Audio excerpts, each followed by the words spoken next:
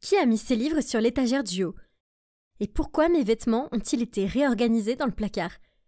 Elle est vraiment allée dans ma chambre et a réorganisé mes affaires? J'en reviens pas. Anna, le dîner est prêt. Ok papa, attends une seconde. Mon père a répondu en criant. Qu'est-ce qui te prend si longtemps? Descends maintenant, le dîner va refroidir. Ah, ok, j'arrive. En entrant dans la cuisine, je lui ai lancé un regard dédaigneux. Qu'est-ce que tu fais? Tu sais que le dîner est toujours à 6 heures. Eh bien, c'est parce qu'elle est allée dans ma chambre et a tout réorganisé. C'est comme si l'ouragan Katrina s'était arrêté dans ma chambre. J'ai dû tout remettre à sa place. Vous devez vous demander pourquoi j'ai eu cette attitude envers ma mère. Eh bien, premièrement, elle n'est pas ma mère, c'est ma belle-mère. Et deuxièmement, je ne pouvais pas la supporter. Vous voyez, mes parents ont divorcé quand j'avais 15 ans. Et après seulement 6 mois, mon père a commencé à sortir avec Rose. Mes premières impressions n'étaient pas géniales. Je veux dire, regardez-la. Ok, elle est plutôt belle, mais son style ne correspond pas à son âge. Elle a ce truc de rockeuse en herbe. Non, je suis sérieuse. Elle a même un débardeur qui dit « Je suis une maman rockeuse ». Ma mère actuelle était complètement l'opposé de Rose. Elle ressemble à ce qu'une mère est censée être, avec ses vêtements élégants et son comportement poli. Et c'est aussi comme ça qu'elle m'a élevée. Ensuite, il y a la différence d'âge. Rose est d'une décennie plus jeune que papa. C'est suspect. Et si elle n'en avait qu'après son argent? Je pensais qu'il ne durerait pas, mais 1 an plus tard, ils ont annoncé qu'ils allaient se marier. Alors oui, vous pouvez voir d'où venait ma haine. J'en ai assez de vous parler de ma famille. Revenons à ce dîner ennuyeux. Mon père a juste dit gentiment. Rose était juste en train de t'aider. Elle ne le pensait pas. Maintenant, allons-y. Ça sent délicieusement bon, chérie. Oh, peu importe. J'ai roulé les yeux et je me suis assise à la table. J'ai baissé les yeux et je n'en croyais pas mes yeux. C'était des lasagnes aux épinards et aux saucisses, le plat préféré de maman. Comment Rose a-t-elle osé le copier? D'abord, elle a réorganisé ma chambre et maintenant elle veut remplacer ma mère. C'est une vraie belle-mère diabolique. C'est hors de question que je mange ça. Alors, je me suis levée. J'ai dit que je n'avais pas faim et je m'apprêtais à quitter la table. Papa s'est levé et était sur le point de me crier dessus, mais Rose l'a arrêté. Peu importe. Je suis quand même montée en courant et j'ai claqué ma porte. Le lendemain, quand je suis rentrée de l'école, j'ai vu que Rose avait invité quelques amis à boire une bière et à manger une pizza dans le salon. Regardez-les, on aurait dit qu'elles avaient une réunion de groupe. Normalement, les femmes de leur âge, ça prend le thé. Ça fait pas des fêtes de fast-food. Hé Anna! Rose m'a saluée. Je l'ai ignorée, je suis montée dans ma chambre. Mais soudain, j'ai entendu une de ses amies dire « Quelle gamine têtue !» Elle n'a pas de manière. Si j'étais toi, je lui montrerais qui est la patronne ici. Bon sang, ses amies étaient affreuses, comme elle. Mais je ne me souciais pas de ce qu'elle disait. Puis Rose a répondu « Hé, ne parle pas d'elle comme ça. Anna est une fille adorable. Elle a juste eu beaucoup de changements ces 2 dernières années. Tous les enfants se comportent de la même façon après le divorce de leurs parents, pas vrai? Elle a juste besoin d'un peu de temps pour s'adapter. » Oh waouh! Je ne m'attendais pas à ces mots venant de Rose. Elle a vraiment pris ma défense? Peut-être, juste peut-être, je l'ai mal jugée. Peut-être que je devrais essayer de lui donner une chance plus équitable. Donc, ce soir-là, quand je l'ai vue regarder un film, je me suis approchée avec un grand bol de pop-corn et j'ai demandé si je pouvais la rejoindre. Rose a eu l'air choquée, comme si elle avait vu un fantôme. Elle m'a fait un grand sourire et m'a dit « Bien sûr, j'aimerais vraiment ça. » Je me suis assise à côté d'elle et nous avons regardé Mad Max ensemble. Oh waouh, il y a beaucoup de violence et des films à l'allure bizarre. Normalement, je regarde pas ce genre de film. Je suis plutôt du genre comédie romantique. Mais ce film était vraiment intéressant. Nous avons parlé pendant le film et je dois dire que Rose est en fait assez cool. Nous étions toutes les deux en train de rire quand j'ai entendu quelqu'un tousser derrière moi. Je me suis retournée pour voir ma mère qui se tenait là avec un froncement de sourcils. « Anna, pourquoi tu n'as pas répondu à mes appels et à mes messages? »« Oh, je ne vous ai pas présenté ma mère. C'est ma magnifique maman, Mélanie. C'est une femme gentille, douce, élégante et aussi un peu militaire. Mais ce n'est pas grave, j'aime toujours beaucoup ma mère. »« Maman, que fais-tu ici? Je t'ai appelé une 12aine de fois mais tu n'as pas répondu. Clairement, tu es préoccupée. Je me suis inquiétée alors je suis passée pour voir comment tu allais. »« Oh, désolée maman, Rose et moi nous amusions tellement que je n'ai pas remarqué mon téléphone. Ma mère a froncé les sourcils et a demandé « On va toujours faire du shopping demain ? Tu as besoin d'une nouvelle tenue pour le concours de débat, n'est-ce pas ?»« Oui, bien sûr. Je te retrouverai au centre commercial après l'école. »« Ah, vous allez faire du shopping ? C'est trop cool. Je peux me joindre à vous ?» À ce moment-là, j'ai pensé « Quelle bonne idée !» Je veux dire, jusqu'à présent, elle semblait bien s'entendre. Mais ce que je ne savais pas, c'est qu'une guerre entre ma mère et ma belle-mère venait de commencer. Rose a fait un sourire enthousiaste, mais maman, elle n'avait pas l'air très enthousiaste. Peut-être qu'elle était toujours en colère parce que je manquais ses appels. Le lendemain, après l'école, je suis sortie et j'ai vu maman debout près de sa voiture. Oh, elle m'attendait. J'étais sur le point de marcher vers elle quand j'ai soudainement remarqué qu'elle jetait des regards mauvais à quelqu'un. Oh mon Dieu, Rose attendait de l'autre côté de la rue. J'ai rapidement sauté derrière quelques arbustes pour me cacher d'eux. Ne me dites pas que les deux étaient là pour me récupérer. Soudain, mon téléphone a sonné. C'était maman. Il était hors de question que je choisisse entre les deux. Alors, je lui ai dit que j'étais déjà en route pour le centre commercial. Oh, maintenant, parlons de ma journée amusante en famille au centre commercial. C'était un désastre. Ma mère et Rose ont des styles très différents, évidemment. Donc, ma mère a choisi cette élégante veste et une jupe noire pour moi. Mais Rose a pensé que je ressemblais à Ruth Bader Ginsburg. Sans vouloir offenser, c'est une dure à cuire qui a apporté la justice aux femmes. Mais Rose avait en quelque sorte raison. Cette tenue ne va tout simplement pas. Alors, Rose a choisi cette robe rouge pour moi. Mais les gars, c'est un peu révélateur. Elle me traînait constamment d'un magasin à l'autre comme s'il jouait au tir à la corde. Et j'étais la foutue corde. J'en pouvais plus. Alors j'ai choisi une robe au hasard pour qu'elles arrêtent de me jeter des vêtements à la figure. En sortant du centre commercial, on est passé devant un magasin de piercing. Je voulais un piercing à l'hélix, au niveau du cartilage supérieur de mon oreille. Ils ont l'air tellement cool. J'ai demandé à maman, mais elle a refusé catégoriquement. Ses propres mots étaient « Ça te donnerait l'air rebelle ». Maman était toujours aussi stricte. « C'est absurde », Rose a reniflé. « Mélanie, Anna est assez grande pour prendre ses propres décisions. Si elle veut un piercing, laisse-la faire. » Puis elle s'est tournée vers moi et a dit « Viens, je vais t'emmener à l'intérieur. » Oh mon Dieu, je pouvais pas le croire. J'ai jeté un coup d'œil à maman et on aurait dit qu'elle était sur le point d'exploser de colère. Mais Rose avait raison. J'ai déjà 16 ans, pour l'amour de Dieu. Après 15 minutes, Rose et moi sommes sortis. Oh, merci mon Dieu. As-tu reconsidéré le fait d'avoir un piercing à l'oreille ? Ouais. Rose a dit qu'un piercing au nez me conviendrait mieux. Quoi ? Peut-être que le piercing au nez n'était pas une si bonne idée. Parce que la tension entre elles était maintenant catastrophique. Il fallait trouver un moyen de les rapprocher. Alors, j'ai trouvé un plan brillant. J'ai organisé des vacances au Brésil pour nous tous. J'ai un ami là-bas, Pierre. Il était un étudiant d'échange à mon école, donc il pourrait nous faire visiter. Papa était dans le coup. À la dernière minute, il a fait semblant d'être occupé et a annulé sa place. Parfait. Maintenant, Rose et maman ont beaucoup de temps pour créer des liens. Dès que nous sommes entrés dans le hall d'hôtel, elles ont commencé à se battre pour savoir qui devrait partager une chambre avec moi. C'était quoi leur problème ? On venait juste d'atterrir au Brésil. J'ai donc pris les clés de la réceptionniste et je leur ai dit qu'elle partagerait, parce que je serais seule. Puis le soir, après que nous nous soyons toutes reposées, je les ai attendues dans le hall. Qu'est-ce qui leur prend autant de temps ? Tout à coup, j'ai vu deux femmes qui marchaient et se poussaient l'une l'autre. Oh, mon Dieu, c'était Rose et maman.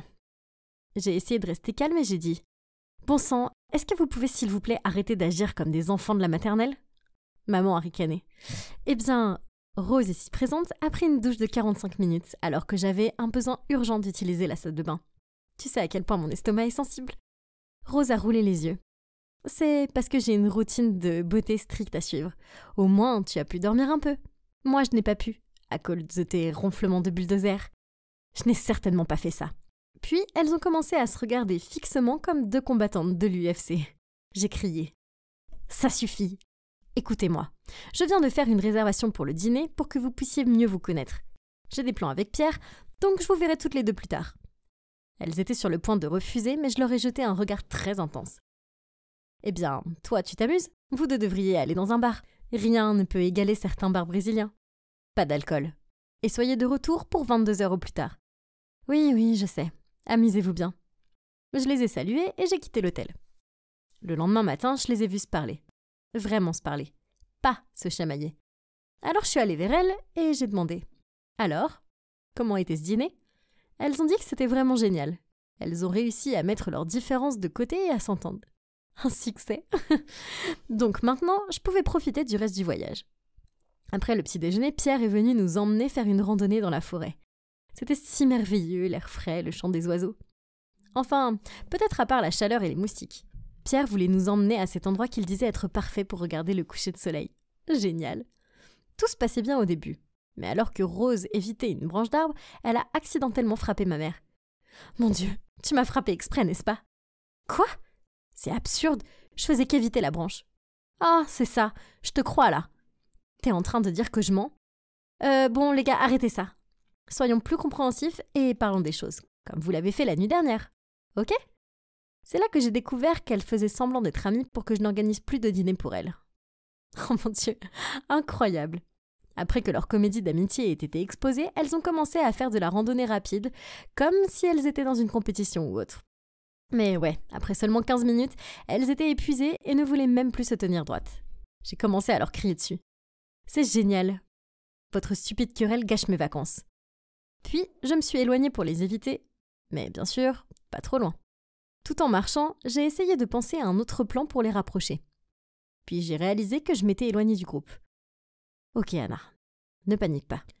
Pierre m'avait donné une carte de la forêt. J'avais juste besoin d'aller jusqu'à ce X marqué. Ça avait l'air facile, mais croyez-moi, ça ne l'était pas. J'ai marché pendant des heures et je n'arrivais pas à trouver l'endroit. Oh non, il commençait à faire nuit et j'étais totalement épuisée. Je me suis assise par terre et je n'ai pas pu retenir mes larmes. J'étais sur le point de perdre espoir quand j'ai soudain entendu les voix de Rose et de maman. Ah, génial! J'étais perdue et je pouvais encore les entendre se disputer dans ma tête. Je dois vraiment être en train de perdre la tête.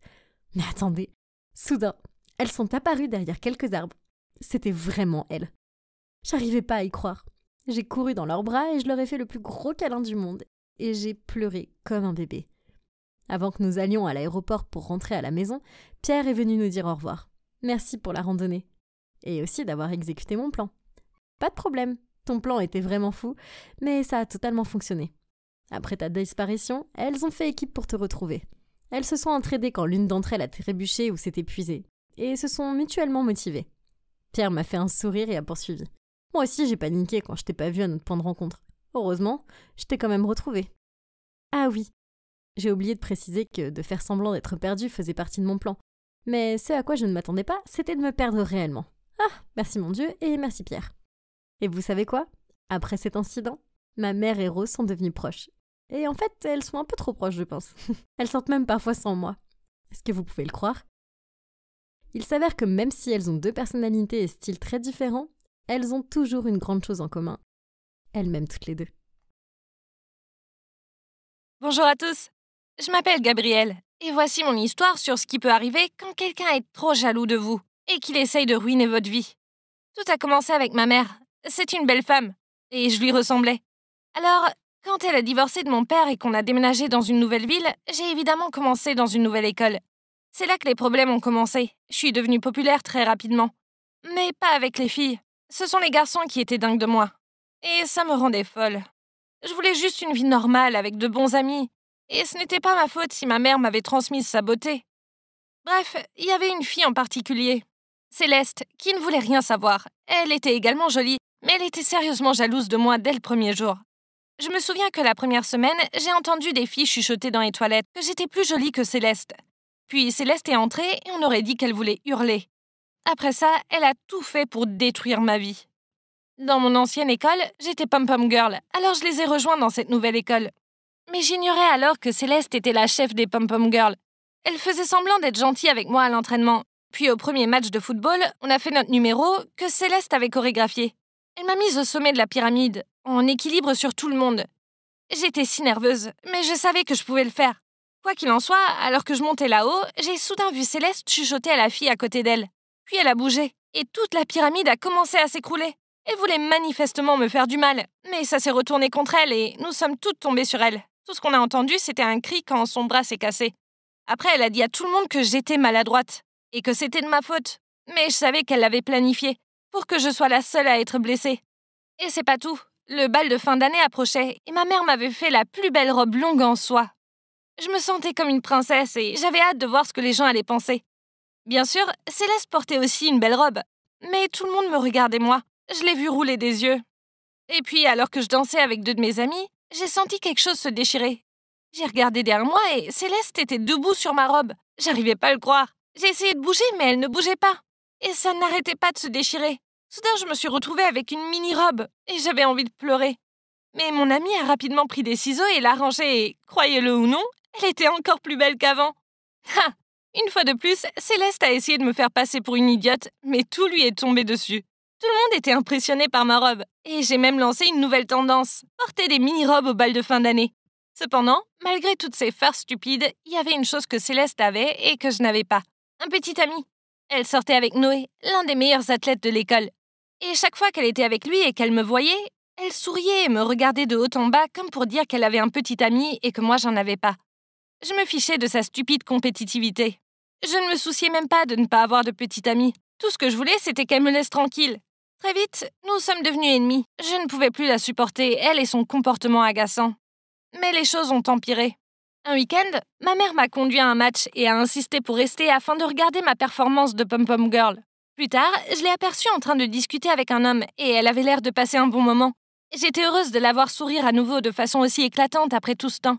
Et comme prévu, peu de temps après, elle me l'a présenté. Mais vous ne croirez pas qui c'était. Il s'est avéré que c'était le père de Céleste, de toutes les personnes sur Terre. Et pire encore, ils étaient maintenant désespérément amoureux et voulaient même se marier. Oh non, si j'avais su qui c'était, je les aurais séparés dès le début. Je ne pouvais pas être la demi-sœur de Céleste, c'était mon pire cauchemar. Et quand Céleste l'a découvert, elle a commencé à me traiter encore plus mal. Une fois, je marchais dans la cantine, quand soudain, quelqu'un m'a poussée. J'ai trébuché et j'ai heurté un garçon qui est tombé lui aussi. J'avais tellement mal, mais la douleur a vite disparu quand j'ai réalisé qui était le garçon. C'était Paul, le nouveau mec sexy qui venait de rejoindre le club d'athlétisme. Je m'excusais auprès de lui, mais il s'est contenté de rire et de dire que tout allait bien. Puis il m'a aidé à me relever et m'a emmené à l'infirmerie pour s'assurer que je n'étais pas blessée. Après, il m'a même demandé mon numéro. Je n'arrivais pas à le croire, j'étais en train de rougir pour un garçon. Ensuite, je suis retournée à la cantine, et il y avait Céleste qui me regardait avec colère. Je n'ai même pas eu à réfléchir à qui m'avait poussée. De toute évidence, c'était Céleste. Grâce à sa farce stupide, j'avais maintenant un mec mignon qui s'intéressait à moi. Et pour une fois, j'étais vraiment intéressée par lui aussi. Il n'a pas fallu longtemps pour qu'on devienne un couple. Et ensuite, nous sommes devenus inséparables. Je me rendais toujours à son entraînement de sport. Et comme Noé était là aussi, Céleste était toujours là aussi. Elle me lançait des regards noirs dès qu'elle me voyait. Je comprenais pas quel était son problème. Bref, une fois, le club d'athlétisme a suggéré que nous allions tous voir un film, y compris les petites amies. Dans la salle de cinéma, Céleste s'est assise derrière moi et n'arrêtait pas de donner des coups de pied dans ma chaise. Je me suis retournée et je lui ai demandé d'arrêter, mais elle voulait rien entendre. Je sentais la colère monter en moi et j'ai cru que j'allais exploser. Mais je voulais pas me ridiculiser devant Paul, donc j'ai décidé que je devais rester aussi loin que possible de Céleste. C'était pas facile cependant. Notre école avait organisé une grande compétition d'athlétisme avec une autre école, et Paul s'entraînait donc tout le temps. Je m'asseyais toujours dans les tribunes pour le regarder, et le jour de la compétition, Céleste est venue s'asseoir à côté de moi. J'étais figée. Que voulait-elle faire? Au lieu de me faire une blague, elle m'a tendu une bouteille d'eau et m'a dit « Gabrielle, je veux plus être ton ennemie. Nous allons être sœurs. Alors faisons la paix, d'accord ?» Puis elle s'est tournée vers moi et a souri timidement. Waouh! Eh bien, ça c'était une surprise. Je me suis quand même sentie soulagée et j'ai dit « Je pensais que ce jour n'arriverait jamais. Je détestais que les choses soient si gênantes entre nous. » Céleste m'a juste souri à nouveau, et ensuite nous sommes descendus sur le terrain pour souhaiter bonne chance à Noé et Paul qui s'échauffaient pour la course. Enfin, la compétition a commencé. Céleste et moi étions assises ensemble, encourageant nos petits amis. Comme prévu, Paul a gagné le premier prix, et Noé est arrivé en deuxième position. J'étais si heureuse pour Paul, et j'ai couru sur le terrain pour le serrer dans mes bras. Mais soudain, des organisateurs se sont approchés de lui et l'ont escorté hors du terrain. J'avais aucune idée de ce qui se passait. Mais j'ai vu Céleste me sourire et s'éloigner. Pourquoi ce sourire?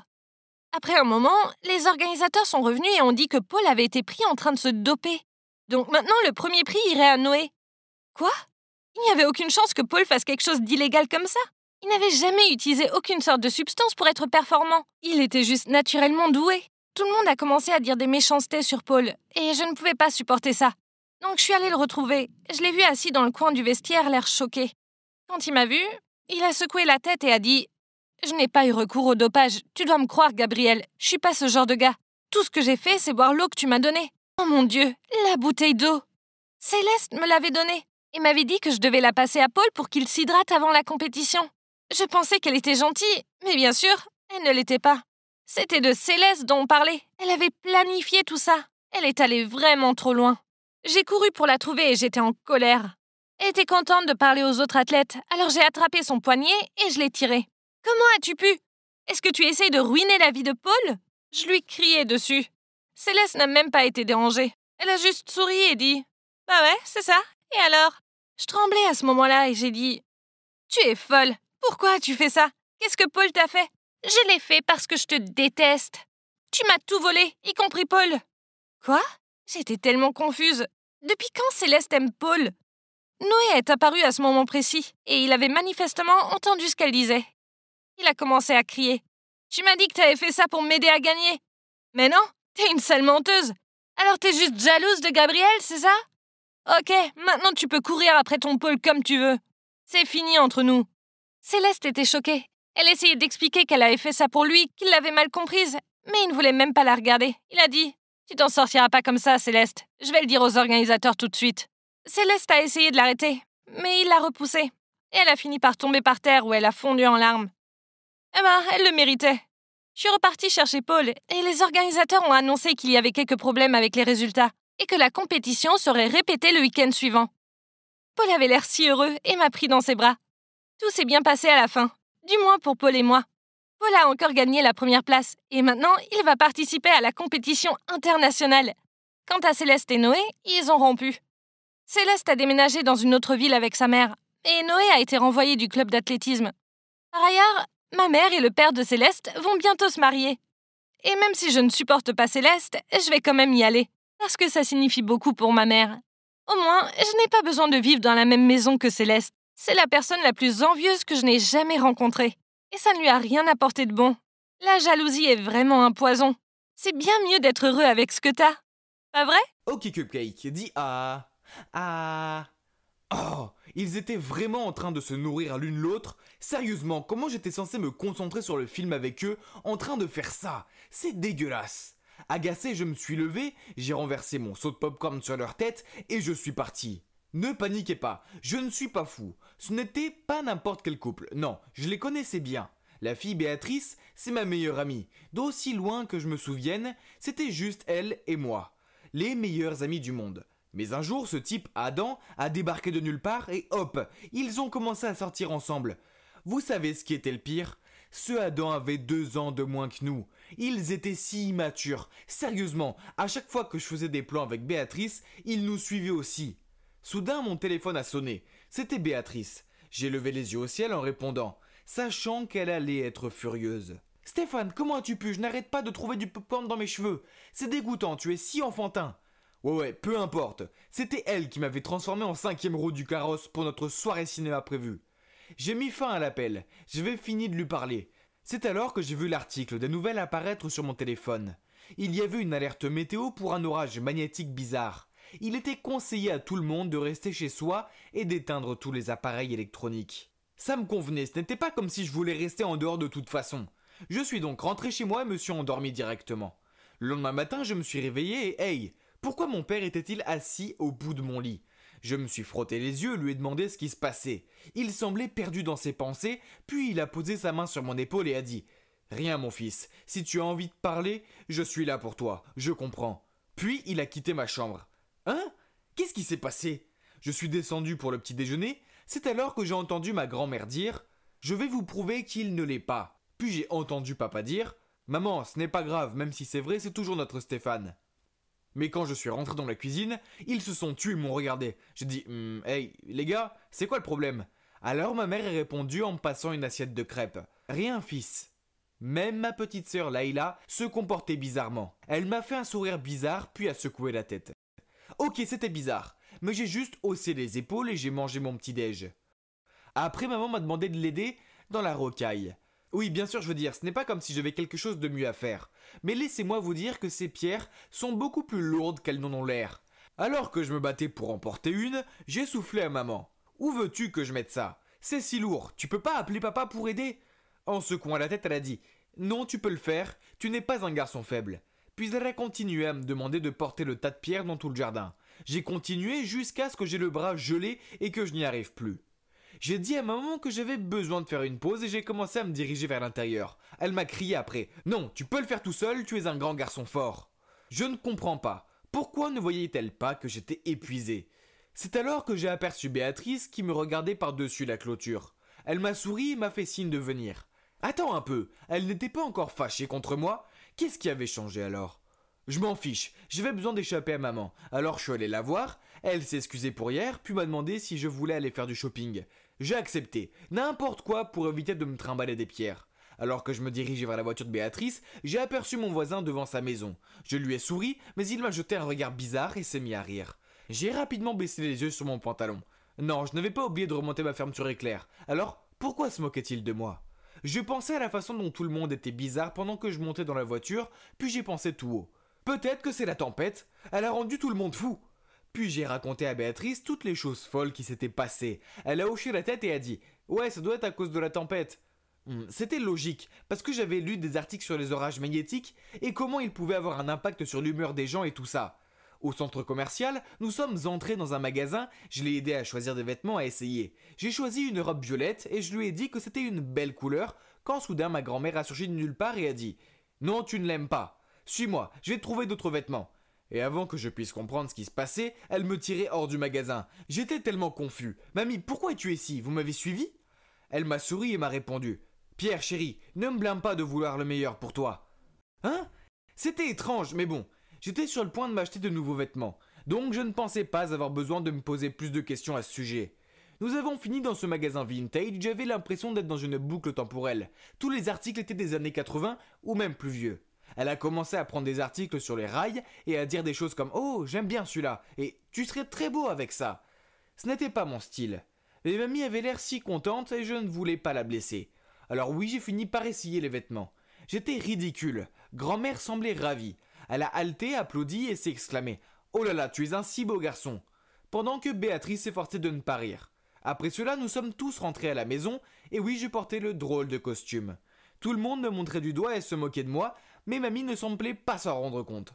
Elle a juste souri et dit « Toutes les filles vont craquer pour toi maintenant. » Pff, c'est ça, j'en doute.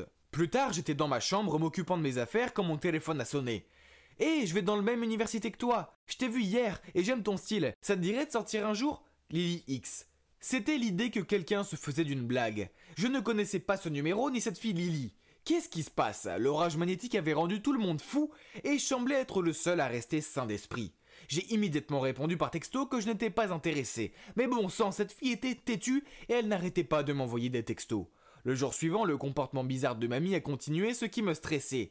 Elle n'arrêtait pas de jeter des regards bizarres sur moi et de murmurer des choses à maman à mon sujet.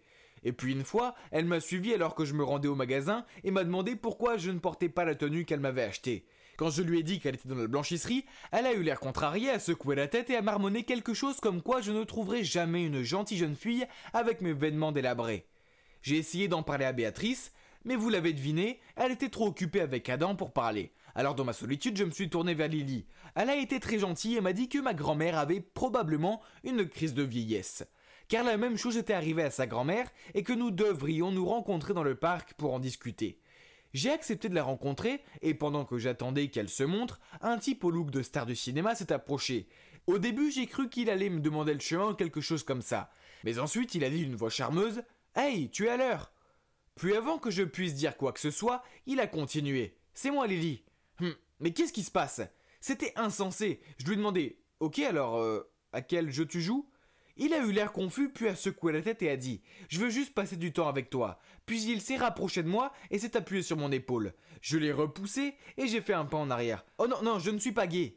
Il a froncé les sourcils en me regardant puis a crié « Quoi? Tu l'es? Tout le monde sait que tu l'es !» Je suis resté là perplexe quand j'ai vu arriver ma sœur, Laïla. Je lui ai demandé « Mais qu'est-ce que tu fais ici ?» Avec un sourire fendu jusqu'aux oreilles, elle a dit « Je teste juste si tu es gay ou pas. » Et j'ai la réponse « Tu ne l'es pas. » Maintenant, je vais devoir le dire à maman et à mamie. Puis elle a sorti son téléphone. J'ai attrapé sa main et je lui ai dit « Attends, quoi, gay? Qui a dit ça? Qu'est-ce qui se passe ?» Je parle de la rumeur, il y a quelques jours, le voisin a dit maman que tu étais gay. Papa l'a bien pris, mais maman et mamie ne l'ont pas bien pris. Bref, je leur ai dit que je voulais en avoir le cœur net. Au début, je pensais que tu l'étais, parce que tu n'étais pas intéressé par Lily. Mais maintenant, elle a regardé le gars. Mon ami Léo a confirmé que tu ne l'es pas. Ok, c'était fou, mais d'où venait cette rumeur? J'ai demandé à ma sœur et elle a répondu. Oh, ils l'ont entendu de Adam. Adam, mais c'était louche. Alors je suis allé chez Béatrice pour avoir des réponses. Dès qu'elle a ouvert la porte, j'ai levé un sourcil et je lui ai demandé. Alors Béatrice, tout le monde pense que je suis gay et apparemment c'est à cause d'un truc que Adam a dit. Est-ce que tu saurais quelque chose à ce sujet? Elle a rougi. Stéphane, je suis désolé. Adam était tellement jaloux de toi que j'ai fini par lui dire que tu étais gay juste pour qu'il soit d'accord pour qu'on sorte ensemble. J'ai serré les dents de colère puis j'ai crié. Je n'arrive pas à croire que tu aies ruiné notre amitié pour ce type. Tu préférais prendre de fausses rumeurs sur moi plutôt que de mettre un peu de bon sens dans la tête de ton ridicule petit ami. Tu es tellement égoïste. Dans ce cas, va vivre heureuse avec lui comme tu le souhaites, je resterai hors de votre chemin. Et je suis parti en vitesse. Plus tard, elle a essayé de m'appeler, mais j'ai éteint mon téléphone. Le lendemain matin, je me suis réveillé et j'ai vérifié mes médias sociaux pour voir apparaître une notification de Béatrice. Elle avait écrit un long post pour dire la vérité à tout le monde et pour s'excuser auprès de moi. Perplexe, je suis descendu pour prendre mon petit déjeuner, tout en me demandant si je devais lui pardonner. Puis j'ai vu que Béatrice était assise dans le salon. Maman a dit qu'elle était venue tôt le matin pour s'excuser auprès de moi et de ma famille. Allez mon chéri, elle sait ce qu'elle a fait de mal, m'a chuchoté maman, avant de nous laisser tous les deux seuls. Béatrice s'est approchée de moi. Stéphane, je suis vraiment désolé d'avoir été une ordure. Tu es mon meilleur ami et Adam va devoir l'accepter ou le refuser. Je peux trouver un autre petit ami et je ne veux jamais perdre un ami comme toi. Elle m'a tendu les bras, j'ai hésité puis on a fini par s'enlacer.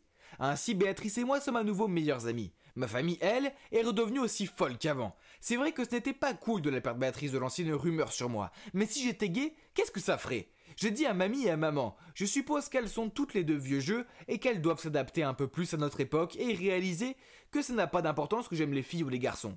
Puisque dans tous les cas, je suis toujours moi, le même vieux Stéphane. Et à la fin de la journée, oui, je suis ce gars qui pensait que l'orage magnétique rendait tout le monde fou. Une chose est sûre, Béatrice ne me laissera jamais oublier ça. Haha. Bonjour, je m'appelle Céline et j'habite à l'orphelinat Saint-Augustin depuis l'âge de 6 ans.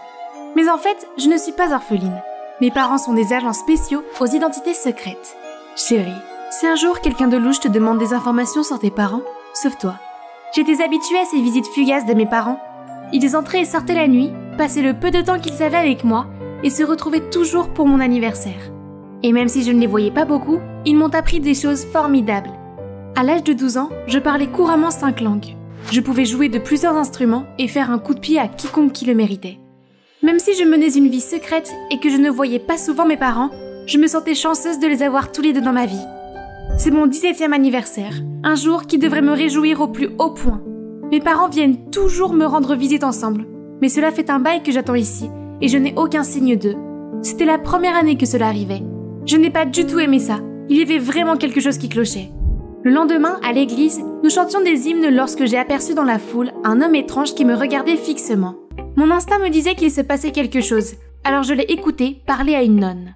Cette fille aux cheveux blonds, comment ses parents sont-ils décédés? Il a posé des questions sur mes parents, ce qui signifie que ma vie est en danger. J'ai immédiatement fui avec toutes mes compétences de survie. Qu'est-il vraiment arrivé à mes parents? Leurs identités ont-elles été révélées? Je n'osais pas y penser.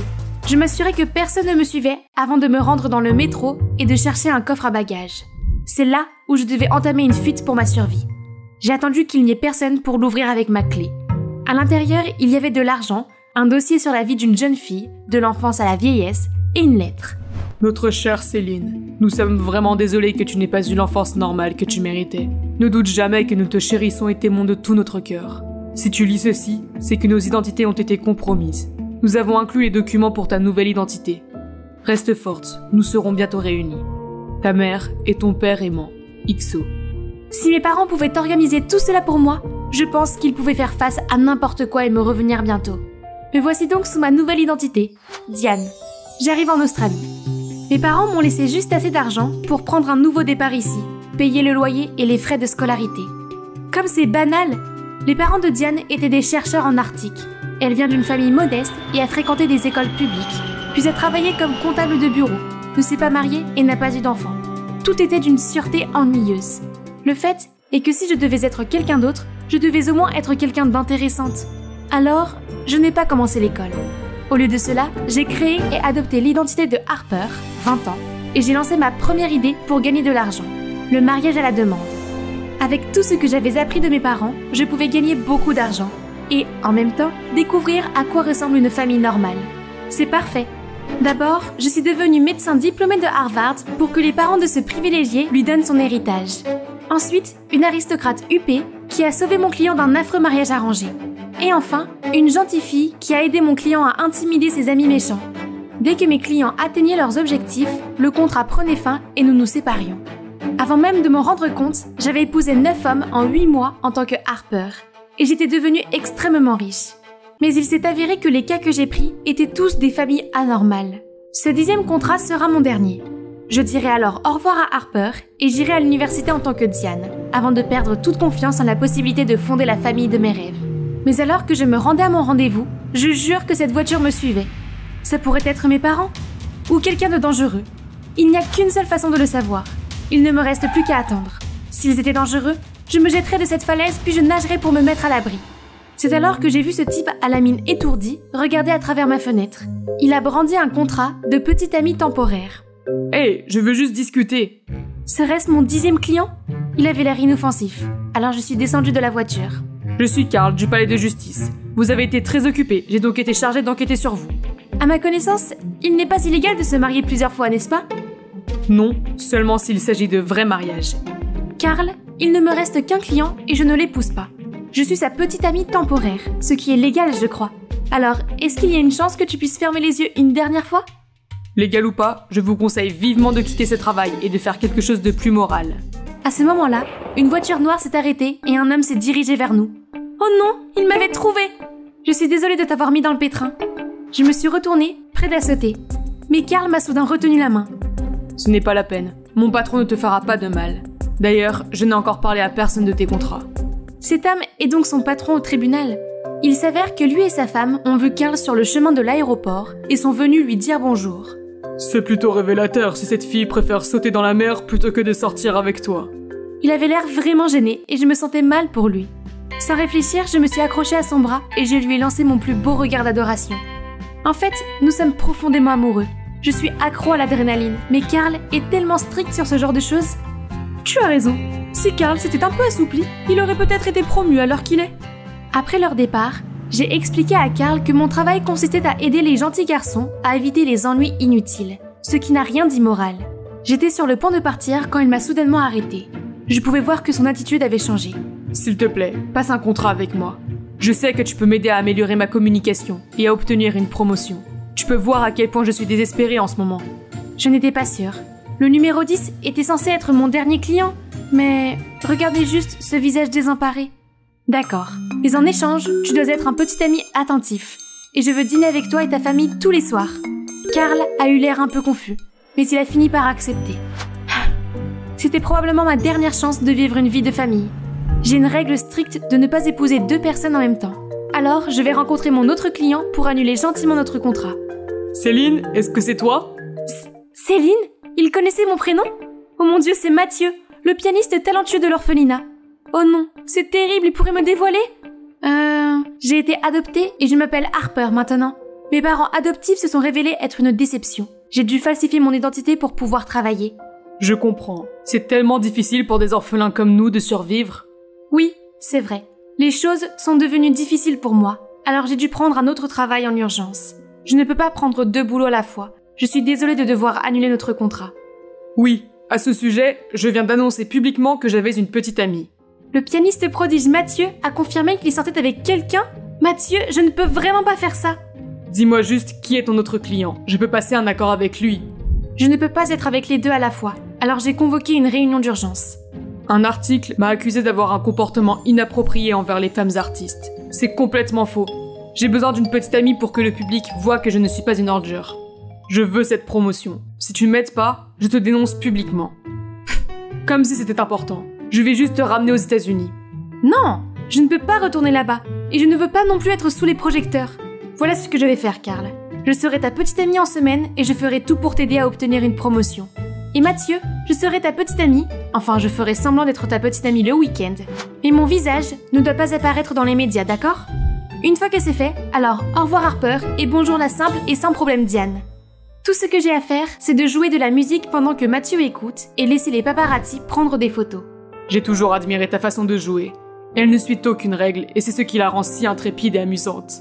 Son commentaire m'a rappelé mes parents. C'est grâce à eux que je jouais comme ça. Ils m'ont appris dans le noir, m'ont dit de me laisser porter par les rythmes sans aucune règle. Il me manque tellement. Je dois admettre que j'ai toujours eu le béguin pour toi. Quand ce sera fini, je vais te protéger. Je veux être ta famille. C'était gentil, mais ils ne savaient pas que j'avais déjà une famille.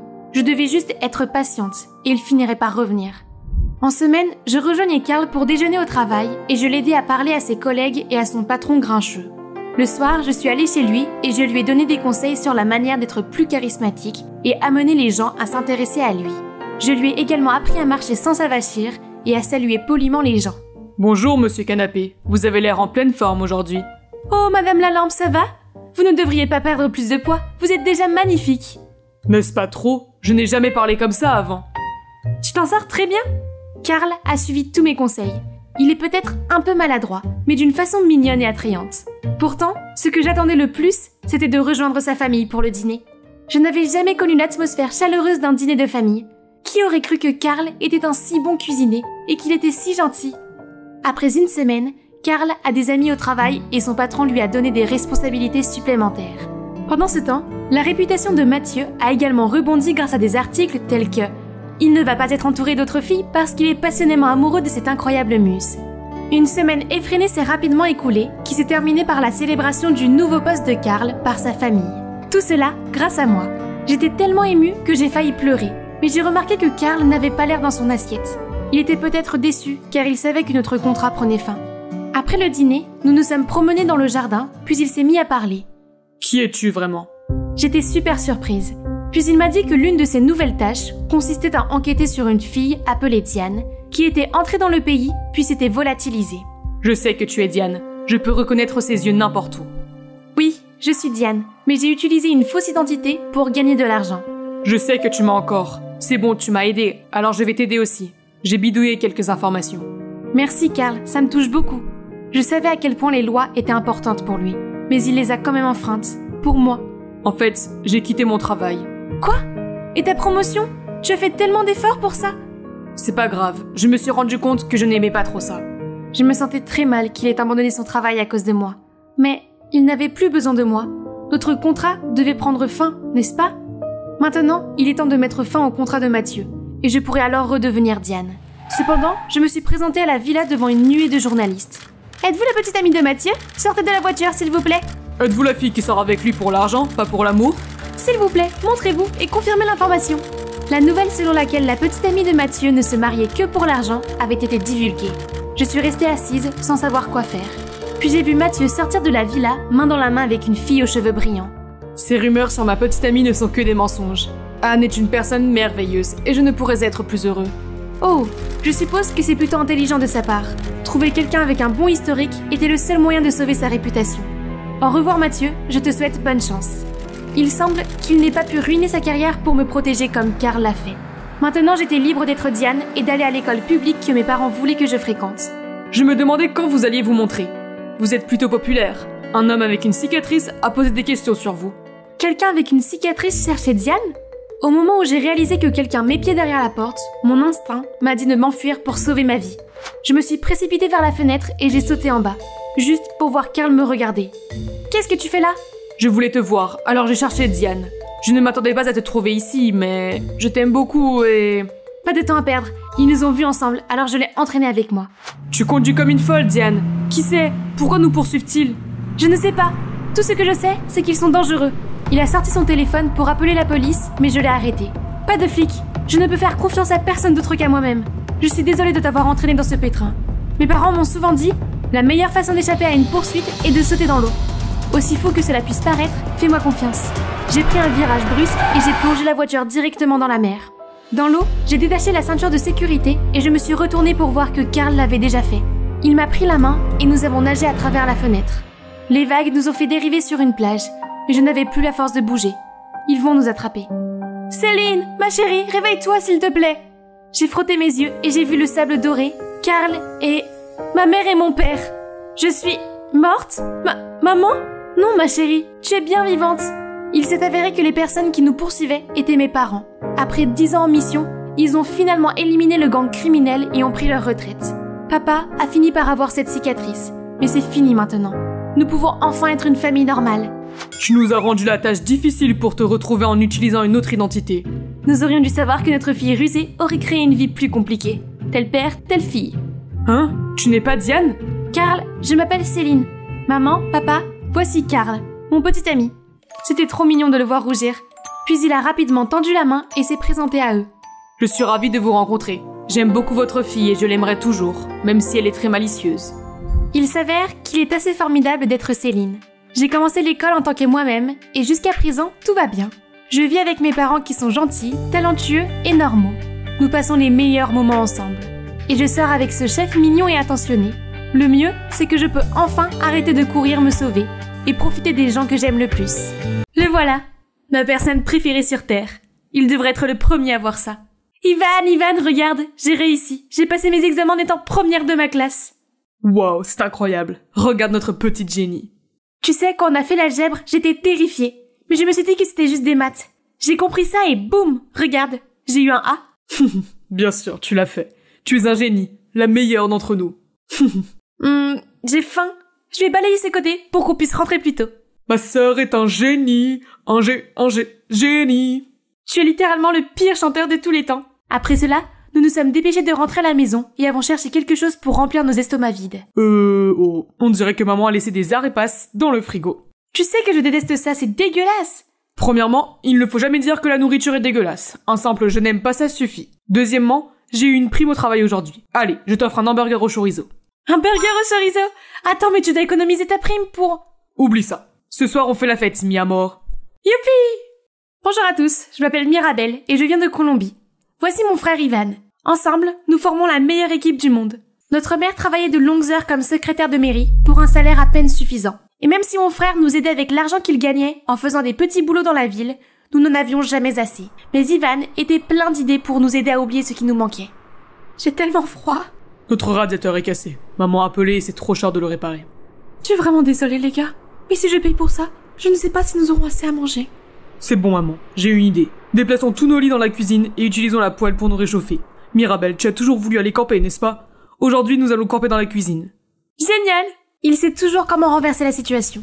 Même si nos conditions de vie ne sont pas terribles, avec Ivan dans les parages, on avait l'impression que rien ne pouvait aller de travers. Jusqu'à ce que... Mira, la chose la plus excitante est arrivée aujourd'hui. Alors que je balayais les rues de la ville, un homme en costume est venu me voir et, pour faire court, il veut que je devienne mannequin en Amérique. Quoi? L'Amérique? C'est si loin, Ivan! Je sais, mais je vais devenir mannequin, et ça veut dire que je vais voyager dans le monde entier.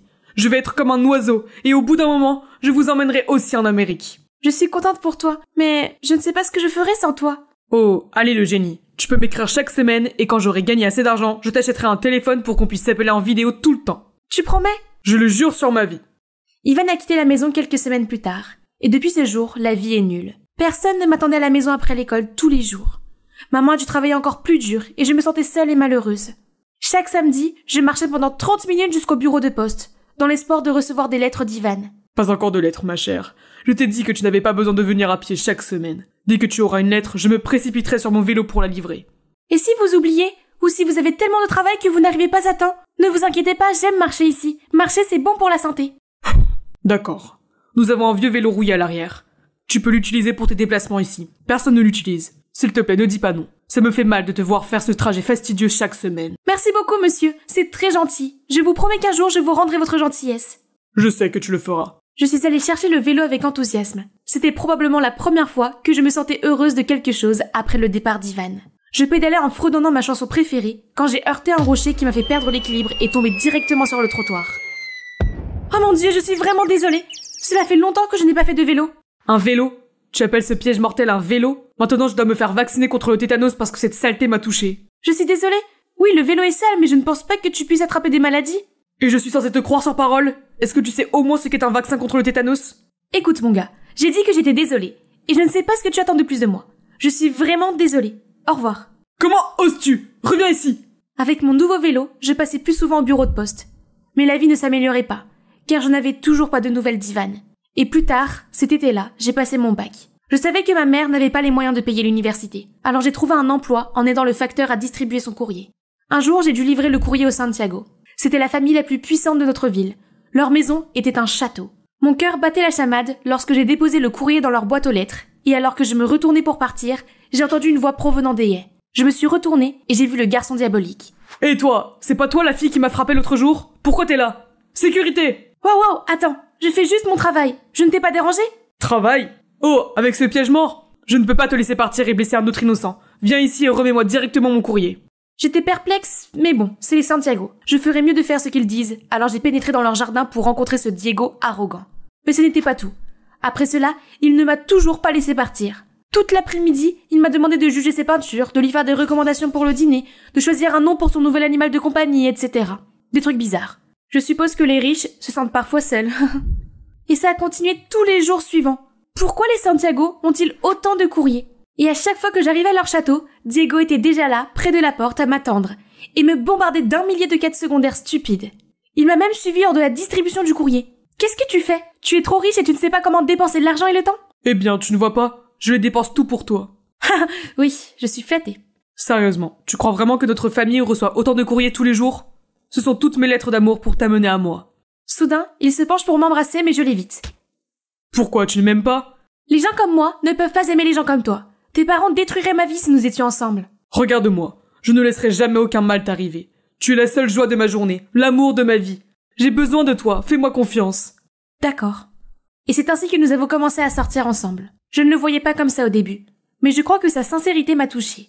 Il est toujours là, il m'a donné toute l'attention que je n'avais pas eue depuis longtemps, ce qui m'a donné l'impression que je n'étais plus seule et que je pouvais tout surmonter grâce à notre amour. Un jour, je suis rentrée à la maison après une longue journée et j'ai trouvé ma mère dehors. Tout ce que nous possédions était éparpillé dans la rue. « Maman, qu'est-ce qui s'est passé ?»« Je ne sais pas. Je viens d'arriver et j'ai trouvé des hommes qui déplaçaient nos affaires. J'ai essayé de leur parler et ils m'ont poussée. » Pendant que nous parlions, une voiture tape à l'œil s'est arrêtée juste devant nous. « C'est donc avec cette fille que tu as perdu ton temps? Regarde sa maison sale et pauvre. Tu es une honte et une déception, Diego. »« Diego? Qu'est-ce qui se passe ?»« Papa, tu ne peux pas te mêler de ma vie comme ça. » « Très bien alors, prends ta décision. Romps avec elle ou je te renie. Pas même un centime pour ton héritage. » Papa, ce n'est pas une blague, on va régler ça. Mirabelle, je m'ennuyais, et toi tu n'es qu'une chercheuse d'or. On le sait tous les deux, alors... Quoi? Tu as promis de me protéger? Je suis désolée, ma chérie, n'écoute pas ça. Je t'expliquerai demain, ok? Puis il est monté rapidement dans la voiture, et ils sont partis. J'ai essayé de le contacter le lendemain matin, à la première heure. Mais enfin, je me suis faufilée jusqu'à sa maison, mais j'ai entendu les femmes de chambre dire qu'il était déjà parti depuis longtemps dans un pays de rêve européen, continuant sa vie somptueuse parmi des gens somptueux, comme le souhaitait son père. Et alors? Mon soi-disant petit ami amoureux m'a quitté pour l'argent de son père, mais sans même une véritable rupture.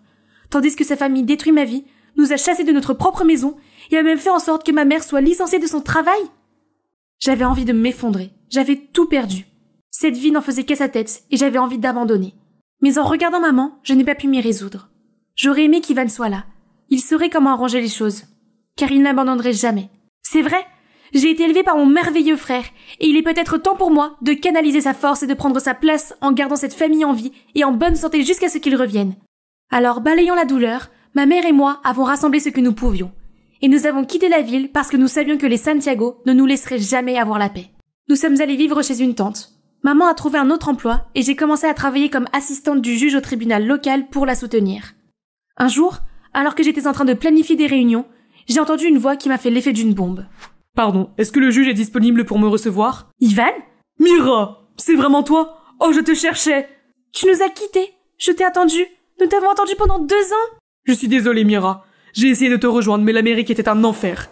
Il n'y avait pas de contrat de mannequin. Je suis arrivée là-bas et j'ai travaillé comme un cheval. Mon patron m'empêchait de vous écrire.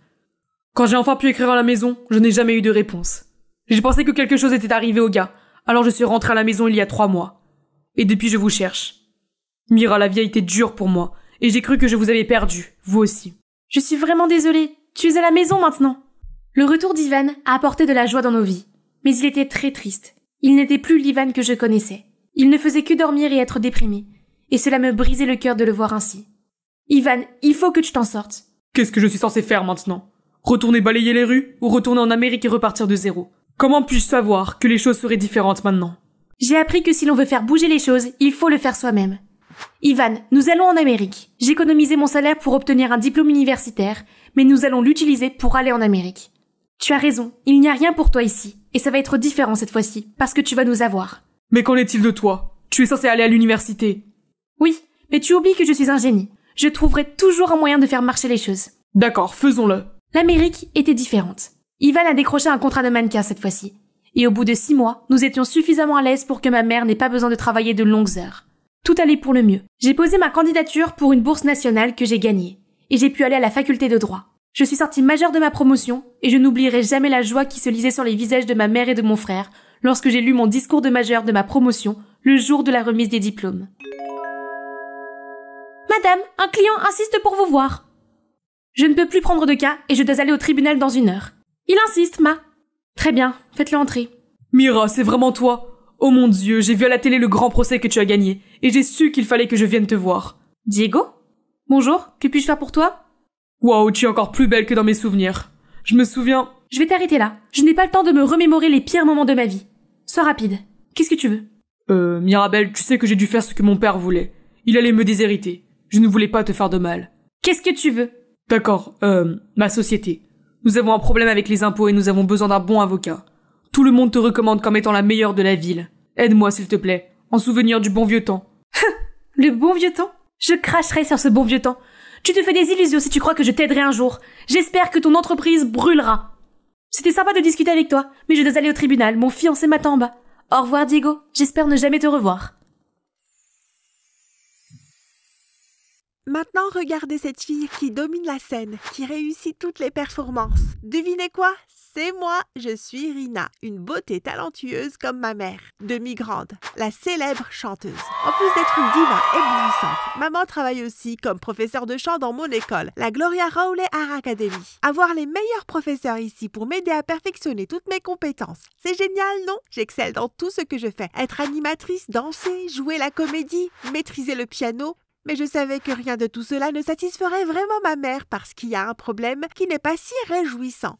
Je suis sourde d'oreille. À 7 ans, une fois que j'avais chanté à tue-tête dans un cours de chant, le professeur a demandé à ma mère quand elle est venue me chercher. « Oh, donc Rina est vraiment votre fille? Quel dommage qu'elle n'ait pas hérité de votre voix. Elle est tellement en décalage qu'on a tous dû se boucher les oreilles. » Mais en plus de chanter, je peux encore briller sur scène d'autres façons. Par exemple, en étant comédienne à la soirée de pré-écoute du nouvel album de ma mère. Tout se passait bien jusqu'au morceau numéro 6 où les haut-parleurs et l'écran sont tombés en panne. En bon professionnel que je suis, j'ai réussi à divertir la foule grâce à mon charisme et à mes pas de danse.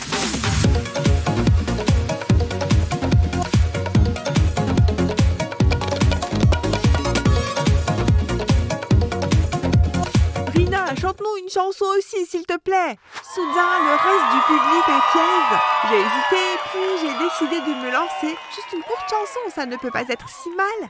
Cause I'm in the stars tonight. So watch me bring the fire and set the night alight. Le public se met à rire. Oh non, si seulement Harry Potter pouvait me prêter sa cape d'invisibilité maintenant.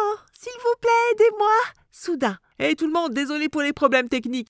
Il semble que le système de sonorisation ait été affecté, ce qui a provoqué une distorsion de la voix. Alors, pour ne pas vous faire attendre plus longtemps, que diriez-vous d'une performance acoustique pour la prochaine chanson dans laquelle Ariana et moi avons eu l'honneur de jouer avec Madame Demi-Grande?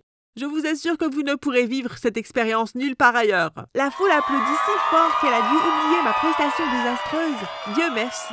Tout le monde appréciait sûrement cela. Je veux dire, qui pourrait les blâmer? Regardez-le, mon sauveur. Pas Harry Potter, mais Brian Willis, le meilleur chanteur du département vocal de notre académie. À la fin du spectacle, je me suis précipitée pour prendre une photo avec maman, mais il semble qu'elle était occupée. Je suppose que je la verrai à la maison. Ce soir-là, j'étais dans ma chambre en train de regarder des vidéos de la fête quand une vidéo de moi en train de chanter est apparue. J'ai fait défiler les commentaires. La belle voix de Demi n'a pas été héritée. Elle sait danser et jouer la comédie, mais elle ne sait pas chanter. Ça serait plus logique si Ariana était la fille de Demi. Juste à ce moment-là, maman est entrée pour me remercier du succès de l'événement et m'a vue découragée par ses mots. Ce n'est pas grave, Rima, profite de la danse ou de ce que tu aimes. Chanter n'est pas à la portée de tout le monde. Je n'arrivais pas à me sortir ces mots de la tête. J'étais la fille d'une diva et pourtant, j'avais l'air d'une grenouille. Si elles savent chanter, alors la fille de cette diva sait aussi chanter. Je me suis donc inscrite à des cours de chant en ligne, puis je me suis engagée comme première chanteuse soliste pour le concert annuel de l'académie. Tant que je m'entraînais dur, j'y arriverais, n'est-ce pas?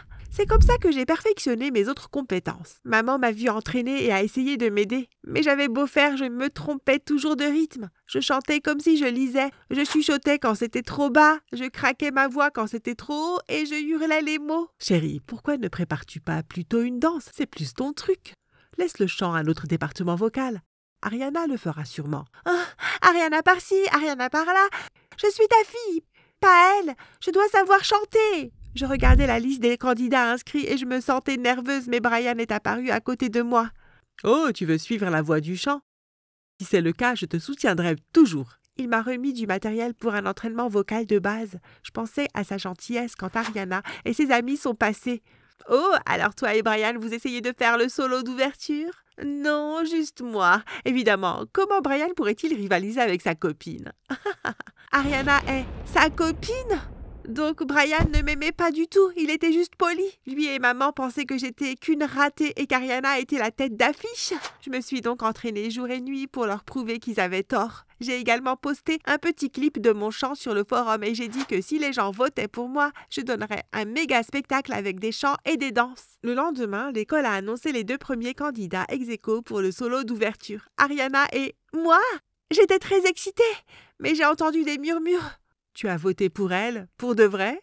Je veux juste voir à quel point sa voix peut être mauvaise. Ne soyez pas si méchante, c'est la fille de Madame Grandet. Bien sûr que mon vote va vers elle. Soudain, Enid, cette fille habituellement timide, est apparue et m'a félicité. Ne les écoute pas, Rina. Je crois que seule une personne aussi équilibrée que toi mérite de représenter la Glorious Rowley's Art Academy. Les mots gentils d'Enid m'ont vraiment donné de la force. Maintenant, je n'ai plus qu'à continuer à m'entraîner. Je suis si proche du but maintenant. Ce week-end, c'était la dernière répétition avant l'épreuve de sélection. J'étais extrêmement nerveuse et c'était la première fois que je me sentais aussi mal sur scène. Je n'étais pas aussi à l'aise et confiante que je l'étais en tant que comédienne ou danseuse. J'ai chanté en tremblant, mais je ne pensais qu'à ma gorge qui me démangeait. Je n'arrivais pas du tout à toucher les notes. Aurais-je pratiqué les mauvaises techniques? Pas du tout. J'ai suivi toutes les instructions que Brian m'a données. Si tu ne veux pas vraiment le faire, ne te force pas. Je ne me sens pas très bien aujourd'hui, alors je n'ai pas voulu en faire trop. Ne vous inquiétez pas, j'ai une magnifique performance en réserve pour tout le monde le jour J. Oh, Brian! Où étais-tu passé? Il faut qu'on répète notre duo encore une fois. Encore Ariana, elle doit essayer de se disputer avec moi. J'ai regardé l'auditorium d'un air morose et j'ai vu tous les élèves des différents départements en train de se préparer pour le spectacle. Ils s'entraînaient tous avec passion, alors je ne sais même plus ce que je fais. Mais comment puis-je sauver cette performance? J'étais au plus bas quand Enid est apparue à côté de moi. Hé! Tu veux qu'on fasse équipe? J'ai la voix et tu as la meilleure présence sur scène. Voyant mon visage confus, elle poursuit. Je t'ai toujours admiré et c'est vraiment triste de te voir comme ça. Nous voulons tous que l'événement soit un succès pour notre académie, n'est-ce pas? J'ai fait beaucoup d'efforts. Tout le monde, surtout ma mère, attend ma prestation avec impatience. Je ne peux pas échouer. J'ai donc accepté qu'Enid m'aide à faire de la synchronisation labiale pour l'audition. Juste pour une fois. De toute façon, je me rétablirai à temps pour le vrai concert. L'audition a bien commencé. Enid chantait dans les coulisses et il s'avère que sa voix est du niveau de celle de Taylor Swift. Elle est même plus soul que celle d'Ariana. En voyant les visages stupéfaits de la foule, j'ai donné le meilleur de moi-même en toute confiance. Mais j'ai soudain remarqué les regards confus de la foule et j'ai réalisé quelque chose. Enid s'était arrêtée de chanter. Paniquée, j'ai allumé mon micro pour chanter, mais c'était faux. Le son était horrible. Mais j'ai réussi à finir la chanson et je me suis précipitée en coulisses. Dès que je suis arrivée dans les coulisses, j'ai vu ma mère et d'autres élèves, dont Brian et Ariana, réunis autour d'Enid, qui sanglotait en disant que son micro s'était cassé et qu'elle ne voulait pas me laisser tomber. Enid, qu'est-ce que tu fais ici? Je ne peux pas, Harry, s'il te plaît, pardonne-moi. Je ne peux pas faire ça, même si tu es ma sœur, je ne peux pas. De quoi tu parles? Attendez, vous êtes sœur? Oh, je vois, je savais que je n'étais pas la personne préférée d'Ariana, mais là, c'était vraiment bas, même pour elle. Maintenant, j'ai la risée de tout le monde. La journée avait été horrible et je voulais juste me blottir dans ma chambre et rester seule. Seulement maman a frappé à ma porte. Chérie, on peut parler? J'étais trop triste pour répondre et maman a dû m'en vouloir car elle n'a pas recommencé à frapper. Je ne peux pas lui en vouloir. Je le ferais aussi si j'étais elle. Une fille sourde comme moi l'embarrassait vraiment. Comme prévu, le lendemain à l'école, tout le monde s'est mis à parler de 3 sujets brûlants. Le premier étant ma synchronisation labiale. Rina ne sait même pas chanter correctement. Sa performance était une farce. Mais c'est vraiment une grande danseuse. Elle ferait mieux de se concentrer là-dessus. La deuxième, c'est qu'il soupçonnait Ariana d'être le cerveau qui m'a piégée. Et la dernière était la surprise de voir à quel point la voix d'Enid était géniale. Toute la matinée, je n'ai pas pu échapper au commérage. Pire encore, des clips de mon lip syncing ont été mis en ligne et l'académie a été accusée de favoriser la fille d'une célébrité au détriment de son talent. Je n'ai jamais voulu que cela affecte la réputation de ma mère et de l'école. Je sais que je dois essayer d'arranger les choses, alors j'ai décidé de m'excuser devant tout le monde pendant la pause déjeuner. C'est moi qui ai eu l'idée de faire de la synchronisation labiale et je sais que c'était stupide. Je suis désolée, je n'aurais pas dû le faire, mais avant que mes amis ne puissent répondre, Enid a pris la parole. Rina, je n'avais pas l'intention de faire échouer le projet de Lip Sync. Ariana m'a supplié de le faire, mais j'ai refusé. C'était un incident complètement involontaire. S'il te plaît, laisse tomber, je ne t'ai jamais demandé de faire ça. Je n'ai pas enregistré notre conversation parce que je te faisais confiance et que tu es ma sœur. Mais allez, Ariana, tu sais ce que tu as dit. Tu ne l'as pas enregistré, alors c'est une bonne chose que je l'ai faite. Ariana sort alors son téléphone et passe une vidéo. Pourquoi as-tu menti à propos de la synchronisation labiale? Détends-toi, tu devrais me remercier de t'avoir aidé à éliminer une rivale. J'ai été choquée, et tout le monde l'a été aussi. Je n'aurais jamais cru que la douce et timide Enid puisse être aussi complice. Enid ne pouvait plus jouer l'innocente. Elle a craqué et a tout raconté. Ok, je l'ai fait, mais aucun d'entre vous ne comprend ce que c'est que d'avoir Ariana comme sœur. J'ai une belle voix, mais je ne peux pas rivaliser avec elle. Elle est belle et tout le monde l'aime, alors que je suis toujours la brebis galeuse. Sans compter que mes médicaments contre la migraine m'ont fait prendre des poids impossibles à enlever, si bien que je ne me sentais pas assez sûre de moi pour monter sur scène. Je voulais juste qu'Ariana goûte à l'échec pour une fois, qu'elle ressente ce que je ressens. J'ai donc utilisé Rina pour la battre, mais le micro a foiré et j'ai saisi ma chance de faire porter le chapeau à Ariana à la place. Tout le monde essaya encore d'assimiler ces révélations choquantes lorsqu'un garçon s'est levé. Voilà, tout est clair. Ce n'est qu'un projet égoïste d'une seule personne. L'Académie des Arts, GR, est pleine d'étudiants extrêmement talentueux. Arrêtez les rumeurs stupides. Il s'avère que ce type a diffusé toute l'affaire en direct. Maintenant que l'affaire est close, la crédibilité de maman et de l'Académie est rétablie. Mais ce drame est encore trop important pour moi. J'ai besoin de souffler un peu. En écoutant les oiseaux gazouiller autour de moi, j'ai commencé à me sentir plus calme. Mais c'est alors que j'ai vu Ariana s'approcher. Je suis désolée pour ma sœur. C'est vrai que je suis un peu jalouse de toi, mais je ne suis pas si méchante. Jalouse de moi? Mais tu es jolie, tu as une voix de superstar et tout le monde t'aime à l'école. Et toi, hein? Tu es belle, tu as de multiples talents. Tu sais faire de la musique, jouer la comédie et danser. Tout ce que je sais faire, c'est chanter. Bon, il s'avère qu'Ariana n'est pas aussi inaccessible que je le pensais. Elle est en fait gentille. Peut-être que je n'aurais pas dû la juger si rapidement. Soudain, Brian se précipite vers nous avec un air alarmé. « Calme-toi, tigre, je ne fais pas de mal à ta copine. Elle est toute à toi maintenant. »« Ta copine? Pourquoi es-tu ici et pas à la maison ?»« Je ne suis pas encore prête à affronter maman. Elle doit détester avoir une fille sourde d'oreille. »« Rina, tu as tort de faire du lip syncing, mais ce n'est pas de ta faute si tu ne sais pas chanter. Chanter n'est pas quelque chose d'obligatoire pour tous les êtres humains, n'est-ce pas? »« Mais... » Sais-tu à quel point Madame Grandet est fière de toi? Elle se vante toujours de tes exploits et nous fait écouter tes vidéos de performance. Les sages paroles de Brian m'ont fait me sentir beaucoup mieux. Il avait raison, je n'aurais pas dû faire de la synchronisation labiale. J'aurais dû me concentrer sur les choses pour lesquelles je suis douée et rester moi-même. Après avoir parlé à Brian, je me suis sentie prête à rentrer à la maison et à affronter maman. Tout le monde s'attend à ce que je chante aussi bien que toi, et moi aussi, je pensais sincèrement que si je continuais à m'entraîner, j'y arriverais. Mais la vérité, c'est que je ne suis pas une chanteuse et que je ne le serai jamais. Je sais que tu es en colère contre moi, mais je ne peux pas être comme Ariana. Je suis vraiment désolée. Chérie, je ne veux jamais que tu sois autre chose que toi. Je suis tellement fière de toi et je suis désolée si mes actions t'ont semblé différentes. Je n'étais pas du tout en colère contre toi. Je voulais juste te serrer dans mes bras hier soir, mais je n'ai pas eu de nouvelles de toi et j'ai pensé que tu avais peut-être besoin d'un peu de temps pour toi. Alors tu n'es pas fâchée que je ne sois pas une chanteuse? Bien sûr que non, idiote. Je veux juste que tu sois heureuse et que tu fasses ce que tu aimes. Je suis contente que maman et moi ayons mis les choses au clair, mais je n'arrêtais pas de penser à Enid et pourquoi elle a fait ce qu'elle a fait. Alors ce soir-là, je lui ai envoyé un texto. La synchronisation labiale était une mauvaise idée, mais cela m'a permis de réaliser que personne n'est bon dans tous les domaines. Nous avons tous nos propres points forts. Le mien n'est pas le chant, mais le tien l'est. Ta voix est vraiment angélique, alors ne laisse rien t'empêcher de faire ce que tu aimes. Tu as raison, être un ange chanteur ne nécessite pas une silhouette en bâton. Merci, et je suis désolée. Je suis soulagée que tout soit réglé et qu'Enid ait appris la leçon. J'attendais anxieusement ma prestation dans les coulisses. Heureusement, j'avais Brian à mes côtés pour me soutenir, même s'il était un peu trop agité. Je ne suis que danseuse d'accompagnement. Va voir Ariana, c'est elle la star du spectacle. Ce n'est pas à moi qu'il pense, tu es sa seule et unique priorité. Et il a même abandonné la performance d'ouverture pour toi. Hein? Tu as vraiment fait ça pour moi? Ta priorité? Depuis quand? Ouais, depuis que je t'ai vu faire un MC le premier jour d'école.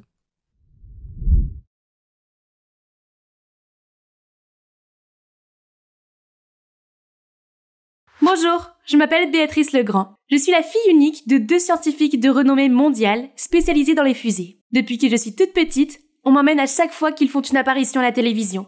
Et mon accompagnatrice est toujours ma meilleure amie, Alexine. Quel est le secret de votre réussite? Eh bien, nous aimons tous les deux la science depuis notre enfance, et nous avons décidé d'y consacrer notre vie. Et la famille est notre plus grande motivation. Ce n'est pas sorcier? Waouh, tes parents sont trop cool! Sur le chemin du retour, papa m'a demandé: Alors, quel est ton rêve, ma chérie? alors que je me creusais encore la tête pour trouver une réponse, Alexine a déjà dit: je veux être présentatrice d'un talk show, comme cette dame ce soir. C'est super, tu peux sans aucun doute le faire. Ne t'inquiète pas, Béatrice, tu trouveras bientôt ta vocation. Cependant, Alexine et moi avions toutes les deux des difficultés à l'école. Alors que Alexine avait du mal à formuler une phrase correcte, lire et à écrire était le plus dur pour moi. Naturellement, nous détestions toutes les deux l'école. Mes parents m'ont emmenée chez le médecin, qui a diagnostiqué une dyslexie. Il m'a également dit que j'aurais beaucoup de difficultés à l'école et que je n'obtiendrais pas de bons résultats scolaires. J'ai été très contrariée d'entendre cela. Mais mon grand-père, qui était professeur au lycée, n'a pas apprécié cette remarque. C'est absurde. Béatrice est très intelligente. Dyslexique ou pas, elle réussira avec la bonne méthode. Depuis, grand-père a commencé à nous aider, Alexine et moi, à étudier. Chaque fois que nous terminions un livre, il nous donnait de petites récompenses.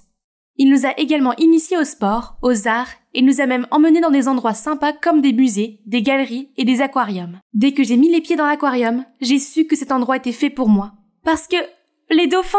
Regarde, il me suit! Le soir même, j'ai annoncé la bonne nouvelle à mes parents. J'ai trouvé ma passion. Je serai biologiste marin quand je serai grande. Les années ont passé et l'école ne nous faisait plus peur. Grâce à mon grand-père, je suis aujourd'hui première de ma classe et j'excelle en biologie.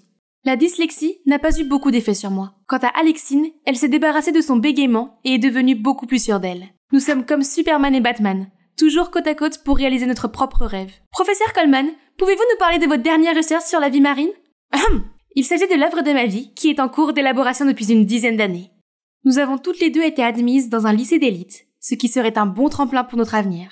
Mais, contrairement au collège où je pouvais apprendre à mon propre rythme, j'ai dû me plier en 4 pour avoir une bonne moyenne générale. Car le programme d'études est si intense ici, malheureusement la dyslexie est revenue à cause du stress, ce qui a rendu les choses encore plus difficiles pour moi. En classe, je devais consulter le dictionnaire toutes les 5 minutes, ce qui me ralentissait. Une fois, je suis restée en classe pendant la récréation pour corriger tous les D et B que j'avais mélangés dans ma rédaction. Rien que pour cela, j'ai été traitée de geek. À l'opposé, la jolie et extravertie Alexine est déjà devenue le visage du conseil des élèves, et elle fait toujours de son mieux pour m'aider. C'est vrai, ce n'est qu'un petit contretemps. Mais ce n'est pas tout. Hier, mon professeur de chimie m'a demandé de lire les règles de sécurité du laboratoire. Ne goûtez pas et ne reniflez pas. Vous devriez être en train de jeter le sort. Quoi? Je veux dire, sentir. Désolée. On est en cours de chimie, pas en cours de potion, professeur Rogue. C'est ainsi que Rogue est devenu mon surnom. Tout ça à cause de ce François. Tout le monde adorait ses manigances. Et il s'en tirait à beau compte parce qu'il était une star montante de l'athlétisme. Mais en réalité, c'est lui le méchant de mon histoire. Dernièrement, Alexine et moi avons eu moins de temps pour discuter parce qu'elle est très occupée à sortir avec François. Ils se sont rencontrés quand Alexine l'a interviewé pour le journal de l'école. Pire encore, elle l'a souvent défendu, disant que je l'aimerais bien une fois que j'aurais appris à le connaître. Non merci. D'ailleurs, il semblerait qu'Alexine soit en train de réaliser son rêve. Pendant ce temps, j'avais du mal à étudier et à m'entendre avec mes camarades de classe. Puis vint le moment où tous les élèves qui souhaitaient entrer dans une université prestigieuse devaient voir la conseillère d'orientation, Madame Morales. Elle m'a dit que mes notes étaient plutôt bonnes, mais que j'avais aussi besoin d'une bonne déclaration personnelle. Elle est censée capturer l'essence de qui je suis et montrer que je suis prête à m'engager pour mon avenir. C'est assez simple, non? Mais quand il s'agit d'écrire, pourquoi est-ce si difficile? Suis-je en train de douter de mon propre projet? Puis-je vraiment être biologiste marin? Au dîner, j'ai essayé d'en parler à mes parents, mais il semble qu'ils pensent déjà que je suis une étudiante en biologie marine. Je suppose qu'il n'y a plus de retour en arrière possible. J'ai appelé Alexine à l'aquarium pour qu'elle m'aide à me changer les idées. Comme elle était en retard, je suis allée rejoindre mes amis les dauphins. Ils m'ont calmée. Soudain, une voix stridente m'a fait sortir de mes songes. Tu es dyslexique parce que tu parles le langage des dauphins? On devrait te trouver des livres en dauphin? Je me suis retournée pour voir Alexine et un groupe de ses nouveaux amis, et ce bouffon. Ils se sont mis à rire. Aucun mot de la langue française ne peut décrire à quel point j'étais furieuse et humiliée. Est-ce que tu avais vraiment besoin de les amener ici juste pour m'embarrasser? Je me suis éloignée, mais je me suis accidentellement dirigée vers un tunnel de verre. J'avais l'impression d'être complètement immergée sous l'eau. L'horrible souvenir de la fois où j'étais tombée à travers la glace dans l'eau profonde, sombre et glaciale, m'est revenu en mémoire. Je me suis immédiatement précipitée à l'extérieur. Béa, attends! Je me suis retournée et j'ai vu Alexine courir après moi. Attention, une voiture arrive! Je l'ai rapidement repoussée. La voiture ne l'a pas heurtée, mais elle est blessée. Nous l'avons emmenée à l'hôpital au plus vite. Mais quand elle est revenue à elle, Alexine ne pouvait plus parler. Son médecin a déclaré que sa corde vocale était temporairement paralysée en raison d'un traumatisme au niveau du cou et de la poitrine. Cela signifiait qu'Alexine ne pouvait plus présenter la journée sportive de l'école. Je me suis sentie coupable. Alexine m'a dit « Ça va aller. Désolée pour tout à l'heure. J'ai pensé qu'amener nos camarades de classe te remonterait le moral. » Elle m'a même dit que je devais continuer à poursuivre mon rêve et ne rien laisser passer. J'ai été tellement touchée, mais d'une manière ou d'une autre, ces paroles m'ont mis tellement sous pression. Je vais travailler encore plus dur à partir de maintenant. Après ce jour, François a continué à me suivre partout en essayant de s'excuser. Je l'évitais comme la peste. Un jour, j'ai même séché le cours d'anglais et quand je suis revenue, mes camarades de classe parlaient d'un professeur remplaçant nommé Monsieur Coleman. Ils avaient l'air très enthousiastes parce qu'il ne leur faisait pas faire de travail et ne leur racontait que des anecdotes amusantes.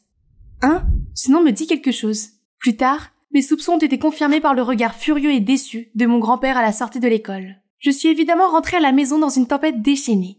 Mais peu importe. J'ai profité de l'occasion pour raconter à quel point l'école était épuisante, à quel point c'était énervant de se faire embêter par un crétin absolu tout le temps, alors que ma meilleure amie n'était pas à mes côtés. Bizarrement, mon grand-père m'a écouté attentivement, puis m'a simplement dit qu'il s'en occuperait. Quelques jours plus tard, il m'a révélé que sa façon de s'en occuper était de faire de moi le tuteur de ce crétin. La pire des idées. Jamais! Même si grand-père m'avait garanti que ce clown travaillerait avec moi, j'avais toujours envie d'embrasser ce sportif, avec un uppercut. J'ai filé auprès d'Alexine, pensant qu'elle m'aiderait à m'en sortir. Contre toute attente, Alexine m'a également dit de lui donner une chance. Je verrais peut-être aussi son bon côté. C'est à ce moment-là que l'idiot est apparu avec une Nintendo Switch. Quelle immaturité! C'est mon issue. Après la première leçon, j'ai compris que toute méthode d'enseignement normale ne pourrait jamais retenir l'attention de cet idiot. Mais je ne peux pas abandonner. Grand-père m'a appris qu'il n'y avait pas de mauvais élèves. D'accord, je vais trouver le bon moyen de le faire étudier. Alors, je lui ai montré des vidéos YouTube sur la biologie pour qu'il reste concentré. Je lui ai appris la chanson du tableau périodique et j'ai parlé de l'histoire du monde dans son jargon. En 1914, après la mort de l'archiduc autrichien, l'Autriche et la Hongrie ont déclaré la guerre à la Serbie. Et la Russie a dit « Moins on en dit, mieux on se porte ». Ensuite, l'Allemagne a voulu être le principal protagoniste et a fait la guerre alors que personne ne le lui demandait. Donc, tu dis que la Première Guerre mondiale a commencé principalement parce que l'Empire allemand était pressé d'être au milieu? Oui, mon frère. Au bout d'un certain temps, les notes de François sont passées de D et F à C et B. Tandis que je n'avais plus besoin de bachoter comme avant, car préparer des cours pour lui m'aidait à me souvenir de tout naturellement. Tout à coup, étudier n'était plus aussi difficile. Et peut-être qu'Alexine avait raison. Ce type n'était pas si terrible après tout. Un après-midi, François m'a annoncé une bonne nouvelle. Hey, ma compétition d'athlétisme s'est très bien passée. Merci de m'avoir aidé pour mes notes. Sinon j'aurais été disqualifié. Faisons la fête! Félicitations! On ne peut pas fêter ça sans Alexine. J'ai entendu dire qu'elle revenait de l'hôpital. Allons chez elle et soyons fous. Avec modération quand même. François parlait avec passion de sa grande réussite, tandis que j'ai dit à Alexine que nous nous entendions bien maintenant. Mais Alexine ne semblait pas enthousiaste. Puis elle nous a froidement demandé de partir. Nous avons tous les deux été très troublés. J'ai demandé à la mère d'Alexine et j'ai appris que la plupart de ses blessures étaient guéries, à l'exception de sa corde vocale. Elle suit un traitement, mais son médecin ne sait pas combien de temps il lui faudra pour parler à nouveau. Pauvre fille. Soudain, Alexine s'est précipitée pour me mettre un papier dans la main et s'est enfuie. En rentrant chez moi, j'ai lu la note. Tout est de ta faute. Si tu ne t'étais pas enfui, rien de tout cela ne serait arrivé. J'aurais préféré me faire renverser par une voiture. Je n'aurais eu qu'un bras cassé. C'est toi qui as tué mon rêve. Ce sont les vrais sentiments d'Alexine? Ces mots étaient blessants. Quand Alexine est retournée en classe, elle n'a parlé à personne. Et bien sûr, elle nous a évités, François et moi. Une fois pendant la récréation, Madame Dupont est venue me voir et m'a complimenté sur ma déclaration personnelle. Elle m'a même dit que si je continuais à avoir une bonne moyenne, je devrais réussir. Cela signifie que ma rédaction n'était pas aussi prétentieuse que je le pensais, n'est-ce pas? François était si heureux pour moi, mais j'ai vu le regard d'Alexine du coin de l'œil et j'ai immédiatement fait signe à François de baisser d'un ton. À l'heure du déjeuner, il m'a demandé si j'étais contrariée à cause d'Alexine. Pas vraiment. Ça s'arrangera une fois qu'elle ira mieux. Alors pourquoi ce visage allongé? Madame Dupont n'a-t-elle pas dit que tu avais un bel avenir devant toi? Je n'en suis plus sûre. Dans mon essai, je me suis fait passer pour quelqu'un d'entièrement dévoué à la biologie marine. Mais au fond de moi, j'avais l'impression de mentir. Je ne peux même pas m'approcher de l'eau après être tombée dans la glace cette fois-là. J'ai soudain senti ma gorge se serrer et mes yeux pleurer. Je me suis instinctivement levée et je suis partie sans dire un mot de plus. Je voulais en parler à ma mère dès mon retour à la maison. Mais je suis arrivée au milieu de sa conversation avec la mère d'Alexine. Elle nous a annoncé une bonne nouvelle. La thérapie vocale a fonctionné et Alexine peut maintenant parler. C'est incroyable. La mère d'Alexine m'a dit qu'elle m'attendait au parc. Alors je m'y suis rendue sur le champ. Au parc, j'ai vu Alexine près d'un étang. Dieu merci, tu peux à nouveau parler. J'ai toujours su que tu te rétablirais pour réaliser ton rêve. Mon rêve, il est réduit en cendres. Puis Alexine m'a dit que même si elle pouvait à nouveau parler, sa voix douce n'était pas revenue. J'étais mortifiée à l'intérieur, et j'ai fait de mon mieux pour la réconforter. Je croyais encore qu'elle pourrait surmonter cette épreuve et retrouver sa voix de la même façon qu'elle avait surmonté son bégaiement. C'est facile à dire pour toi. Sais-tu ce que c'est d'avoir un démon dans la gorge? Je ne me reconnais même plus. Non, tu peux encore. Et toi, peux-tu surmonter ta peur pour réaliser ton rêve? Allez, viens, fais-le. À chaque ligne, Alexine faisait un pas de plus, me rapprochant du bord jusqu'à ce qu'il n'y ait plus que quelques centimètres entre moi et l'eau. Vas-y, c'est pour ton rêve. De quoi as-tu peur? Alexine a fait un pas de plus et je suis tombée dans les temps. Mon traumatisme s'est emparé de moi. J'ai paniqué pensant que c'était la fin. Puis quelqu'un m'a sorti de là. François. Tu es folle, elle aurait pu mourir. Alexine s'est enfuie en pleurant. Ne lui crie pas dessus, je n'aurais pas remué sa plaie. Et puis, il faut que je m'entraîne pour devenir biologiste marin. Sérieusement? Ou bien tu te fais encore plus peur? Ma famille attend beaucoup de moi. Si je renonce à mon rêve à cause d'un tout petit accident survenu quand j'avais 13 ans, je ne peux m'en prendre qu'à moi-même. Rêve de ceci, rêve de cela. Es-tu sûre que c'est ce que tu veux vraiment faire, et pas seulement le rêve d'une petite fille de 6 ans? Les mots de François avaient l'effet d'une gifle sur moi. C'est vrai que je n'aime plus autant étudier que lorsque j'apprenais avec grand-père. Tous les efforts que j'ai déployés ces derniers temps ont été uniquement pour un rêve farfelu dont je ne suis même plus sûre de vouloir. Je ne veux pas décevoir mes parents, mais je ne peux pas continuer à lutter comme ça pour le reste de ma vie. Mais j'ai couvé ce rêve pendant si longtemps, et j'ai travaillé si dur pour le réaliser. Qu'est-ce que je vais faire si j'abandonne maintenant? Tu trouveras. Prends ton temps. Je jouais au football et j'étais sûre de devenir un joueur de renommée. Puis à un moment donné, j'ai réalisé que ce n'était pas mon truc. Alors j'ai arrêté. Et après avoir essayé beaucoup de choses différentes, j'étais envoûtée par les pistes. Le changement n'est pas la fin du monde. Je ne peux pas croire qu'il me fallut autant de temps pour réaliser qu'il est trop tôt pour que je m'engage. Le changement est normal. Mais si je ne trouve jamais le but ultime de ma vie, et si je perds juste mon temps? Mon Dieu, tu fais en sorte que quelqu'un comme moi qui n'en a rien à faire de l'école prenne plaisir à étudier. Tu vis ta vie et tu fais du bien au monde. Il n'y a pas de temps perdu. Pas besoin d'être une superstar. Tu veux dire biologiste marin, c'est ça? En tout cas, merci. J'en avais vraiment besoin. En rentrant à la maison, j'ai vu Alexine pleurer devant mes parents, très inquiets. Maman a sauté pour m'embrasser quand elle a vu que j'étais trempée. Alexine m'a tout raconté. Pourquoi ne nous l'as-tu pas dit? Nous sommes si fiers de toi et rien ne nous arrêtera jamais.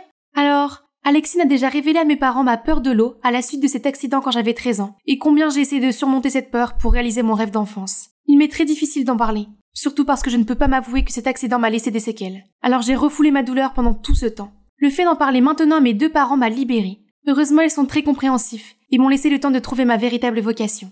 Quant à Alexine, je suis désolée. J'étais tellement frustrée par moi-même que j'étais mis tout ça sur le dos. Ce n'est pas ta faute.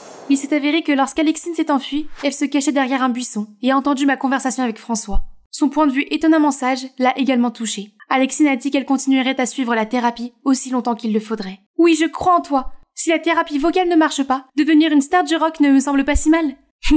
Waouh, vraiment? J'ai cru entendre François pendant une seconde. Après cela, tout s'est passé comme d'habitude, mais j'ai moins de pression. Je me suis fait un nouvel ami cette année et je me suis rapprochée de ma meilleure amie. La voix d'Alexine s'améliore et elle s'amuse à explorer d'autres voix que celle d'animatrice de talk-show. L'été est arrivé en un clin d'œil et j'ai décidé de faire du bénévolat dans une école pour élèves ayant des difficultés d'apprentissage. Je voulais aider d'autres personnes dyslexiques comme moi à apprendre au mieux de leurs capacités, de la même manière que grand-père m'a aidé. Cela semble être un bon début pour mon propre voyage de découverte de soi. Cela pourrait être le métier de mes rêves. Si ce n'est pas le cas, je continuerai à chercher.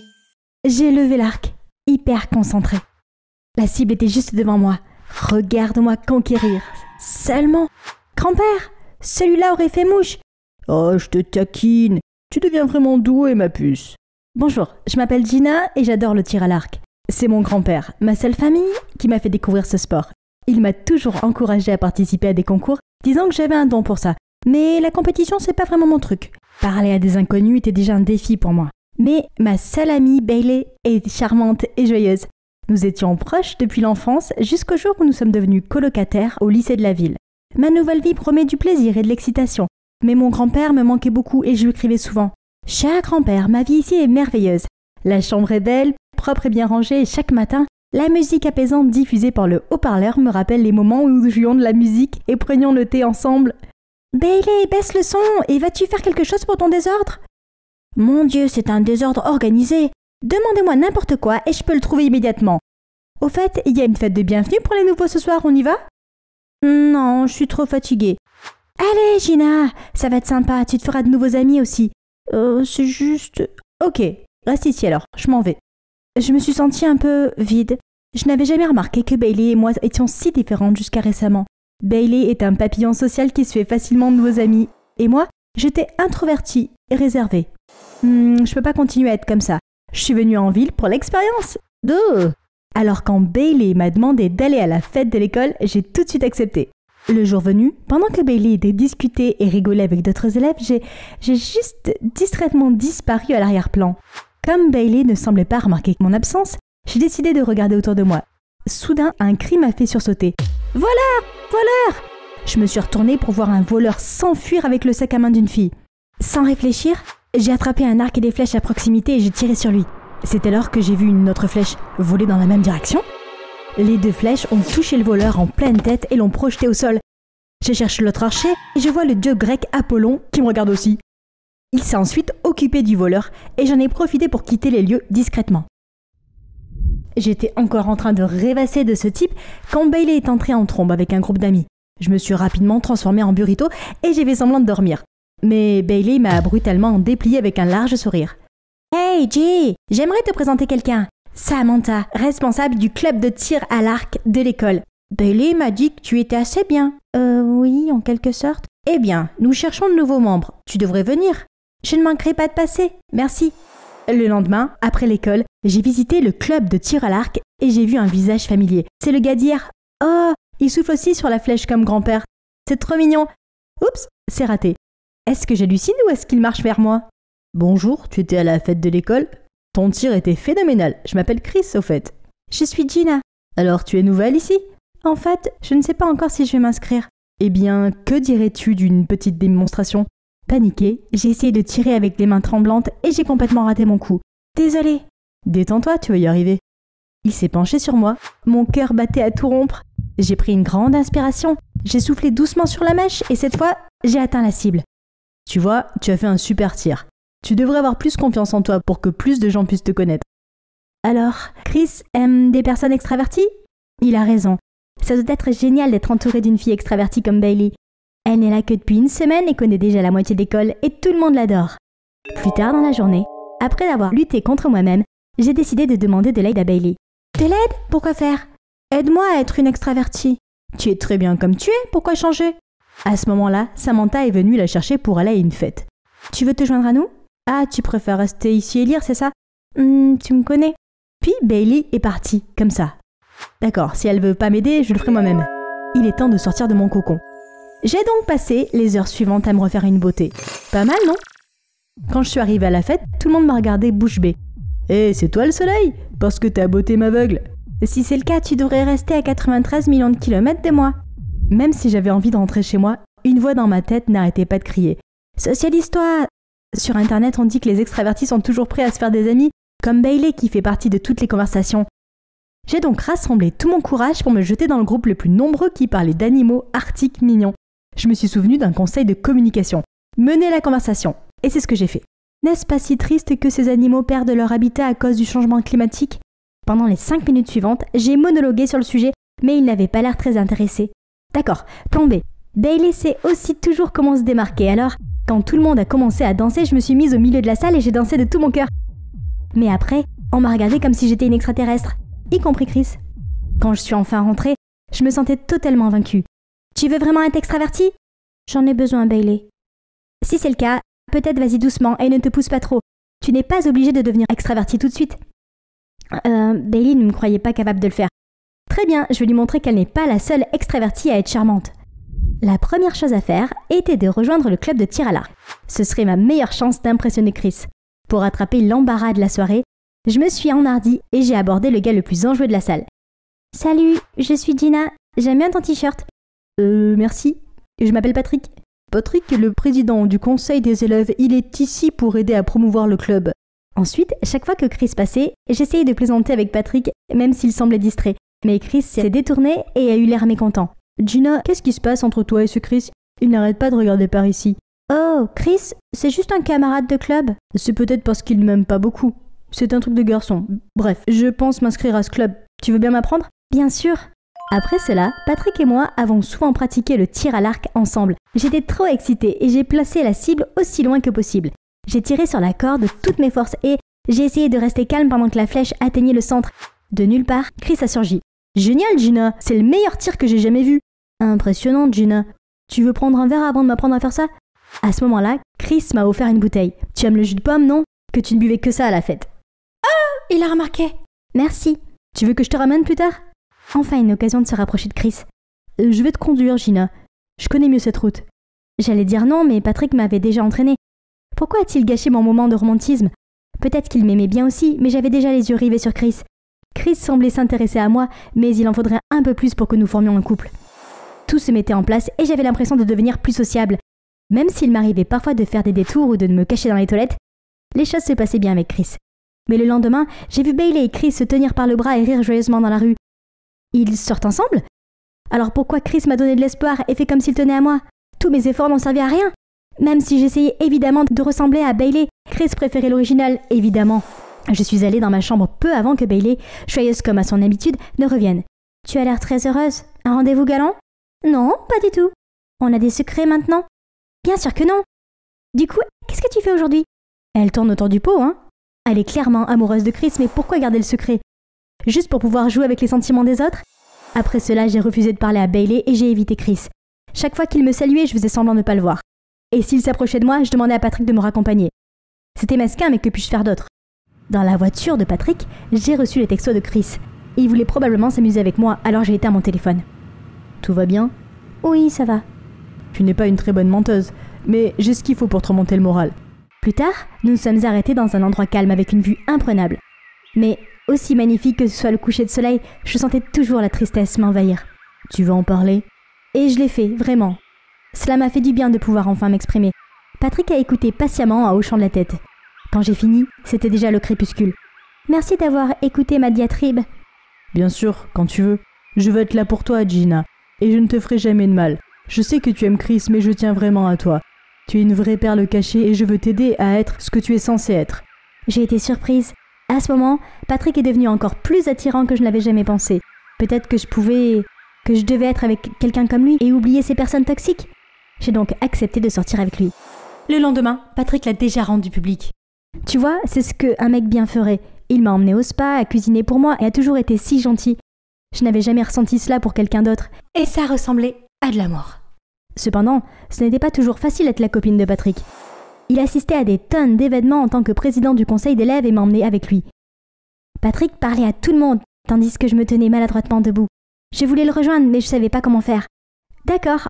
En riant, je montrerai que je suis leur conversation, mais tout le monde m'a regardé d'un air absent. Qu'y a-t-il de si drôle à ce que ma grand-mère se casse les hanches? Oh mon Dieu, j'avais envie de me creuser un trou tout de suite. Puis, Patrick m'a demandé de poser pour une publicité destinée à collecter des fonds.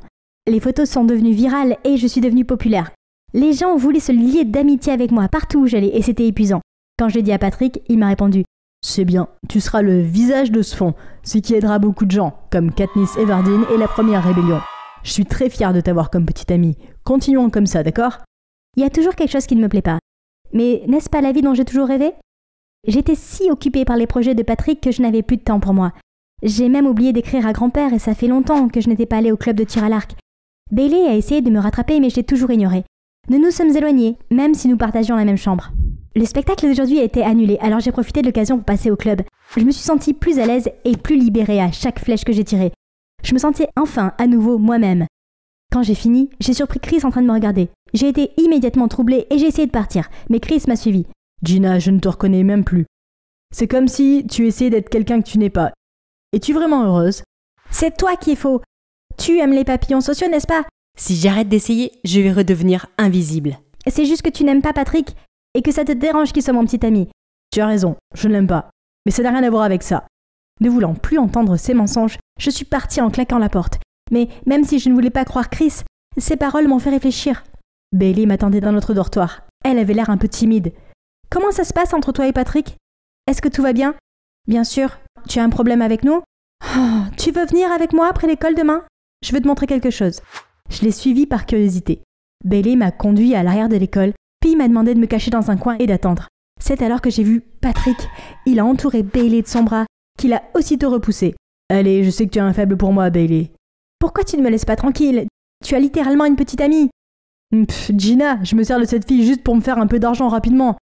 Cette fille stupide croit encore que c'était en fait une collecte de fonds. J'aurais pu choisir n'importe qui, mais c'est mieux que ça te dérange Chris quand je suis avec elle. Je peux pas être avec cette odieuse cinglée, mais toi, une œuvre magnifique. J'en peux plus et je me précipite sur Patrick pour le gifler en plein sur son visage béat. Tu es le plus grand connard que j'ai jamais rencontré. Tu es la plus grande perdante que j'ai jamais rencontrée. Tu as le magnétisme d'une serviette. Te voir te ridiculiser devant mes habits est terriblement pénible. Pas étonnant qu'il se moque de toi derrière ton dos. Je me suis enfuie en larmes pendant que Bailey le grondait. Elle m'a rattrapée peu après. Je suis désolée que tu la prennes de cette façon. Récemment, Patrick a commencé à flirter avec moi. Je ne pouvais pas partir sans te montrer son vrai visage. Tu peux dire ça parce que tout le monde t'aime, même Chris te choisit. Et moi qui pensais avoir une chance avec lui. C'est tellement injuste. Les gens ne traiteront jamais les introvertis comme toi, ils te traitent. Ah, attends, tu aimes Chris ? N'ayant plus d'énergie pour me mettre en colère, je me suis effondrée en sanglotant. Je suis désolée d'avoir refusé de t'aider à devenir extravertie. La raison est que tu es déjà extraordinaire, Gina. Depuis que nous sommes enfants, je t'ai toujours admirée. Tu es intelligente, patiente et déterminée. Quoi ? Tu me croirais si je te disais que je voulais te ressembler, mais j'ai réalisé que les introvertis et extravertis ont leur propre force, et que c'est en étant soi-même que l'on réussit. C'est pourquoi je suis qui je suis, et tu devrais être toi-même. J'ai retenu mes larmes du mieux que j'ai pu, et j'ai serré Bailey dans mes bras. Je suis désolée d'avoir mal compris. Merci de m'avoir dit ce que j'avais besoin d'entendre. Je suis retournée dans ma chambre et j'ai vu une lettre de grand-père. Il m'a demandé comment j'allais et pourquoi j'avais cessé de lui écrire. Il savait que vivre dans un nouvel environnement serait difficile, mais tant que je comprendrais ma propre valeur, je pourrais tout surmonter. Il a terminé sa lettre en disant qu'il m'aimerait toujours inconditionnellement. J'ai de nouveau eu les larmes aux yeux. Peu après, Bailey est revenue tout excitée. « J'ai une surprise pour toi !» Quand nous sommes sortis, Chris nous attendait déjà. J'étais extrêmement gênée et confuse de le voir. « Gina, depuis notre première rencontre à la foire, je n'ai pas cessé de penser à toi. J'ai été impressionnée par tes compétences en tir à l'arc. Mais avant même de me rendre compte, j'ai été charmée par ton intelligence, ta gentillesse et même ta timidité. »« Tu ne sors pas avec Bailey ?»« Quoi ? Chris est mon cousin. Il parle de toi tout le temps. J'allais vous arranger le coup, mais t'étais déjà avec quelqu'un d'autre. » Je n'en croyais pas mes oreilles et mon cœur s'est emballé. À ce moment-là, Bailey a reçu un autre texto de drague de la part de Patrick. « Oh, qu'est-ce que je suis censée faire avec ce sale type ? » Eh bien... Pouvez-vous le croire ? Bailey l'a conduit ici, les yeux bandés pour une surprise. « Ok, prêt pour mon cadeau ?» Patrick a sûrement été surpris de me voir, moi en train de le viser. « Tu ferais mieux d'avouer toutes les tricheries que tu as faites. Ce n'était pas de la tromperie. Tu n'étais même pas ma petite amie, père. » Avant qu'il ne puisse finir, j'ai lancé une flèche juste au-dessus de sa tête. Heureusement pour toi, j'ai visé juste, mais qui sait, une loser comme moi aurait pu rater. Patrick a paniqué et s'est littéralement pissé dessus. Puis, il a avoué toutes ses fautes. Détournement de fonds publics, escroquerie amoureuse, le tout enregistré. Dès que la vidéo a été publiée, Patrick a été boycotté et a perdu son poste de président des élèves. Il a dû changer d'école au bout d'une semaine. J'ai enfin pris confiance en moi et j'ai gagné de nombreuses compétitions de tir à l'arc. Pendant les vacances, j'ai ramené Bailey et Chris à la maison pour rencontrer mon grand-père et leur montrer mes trophées. N'oubliez pas tout le monde, soyez la meilleure version de vous-même et la bonne personne aimera le vrai vous.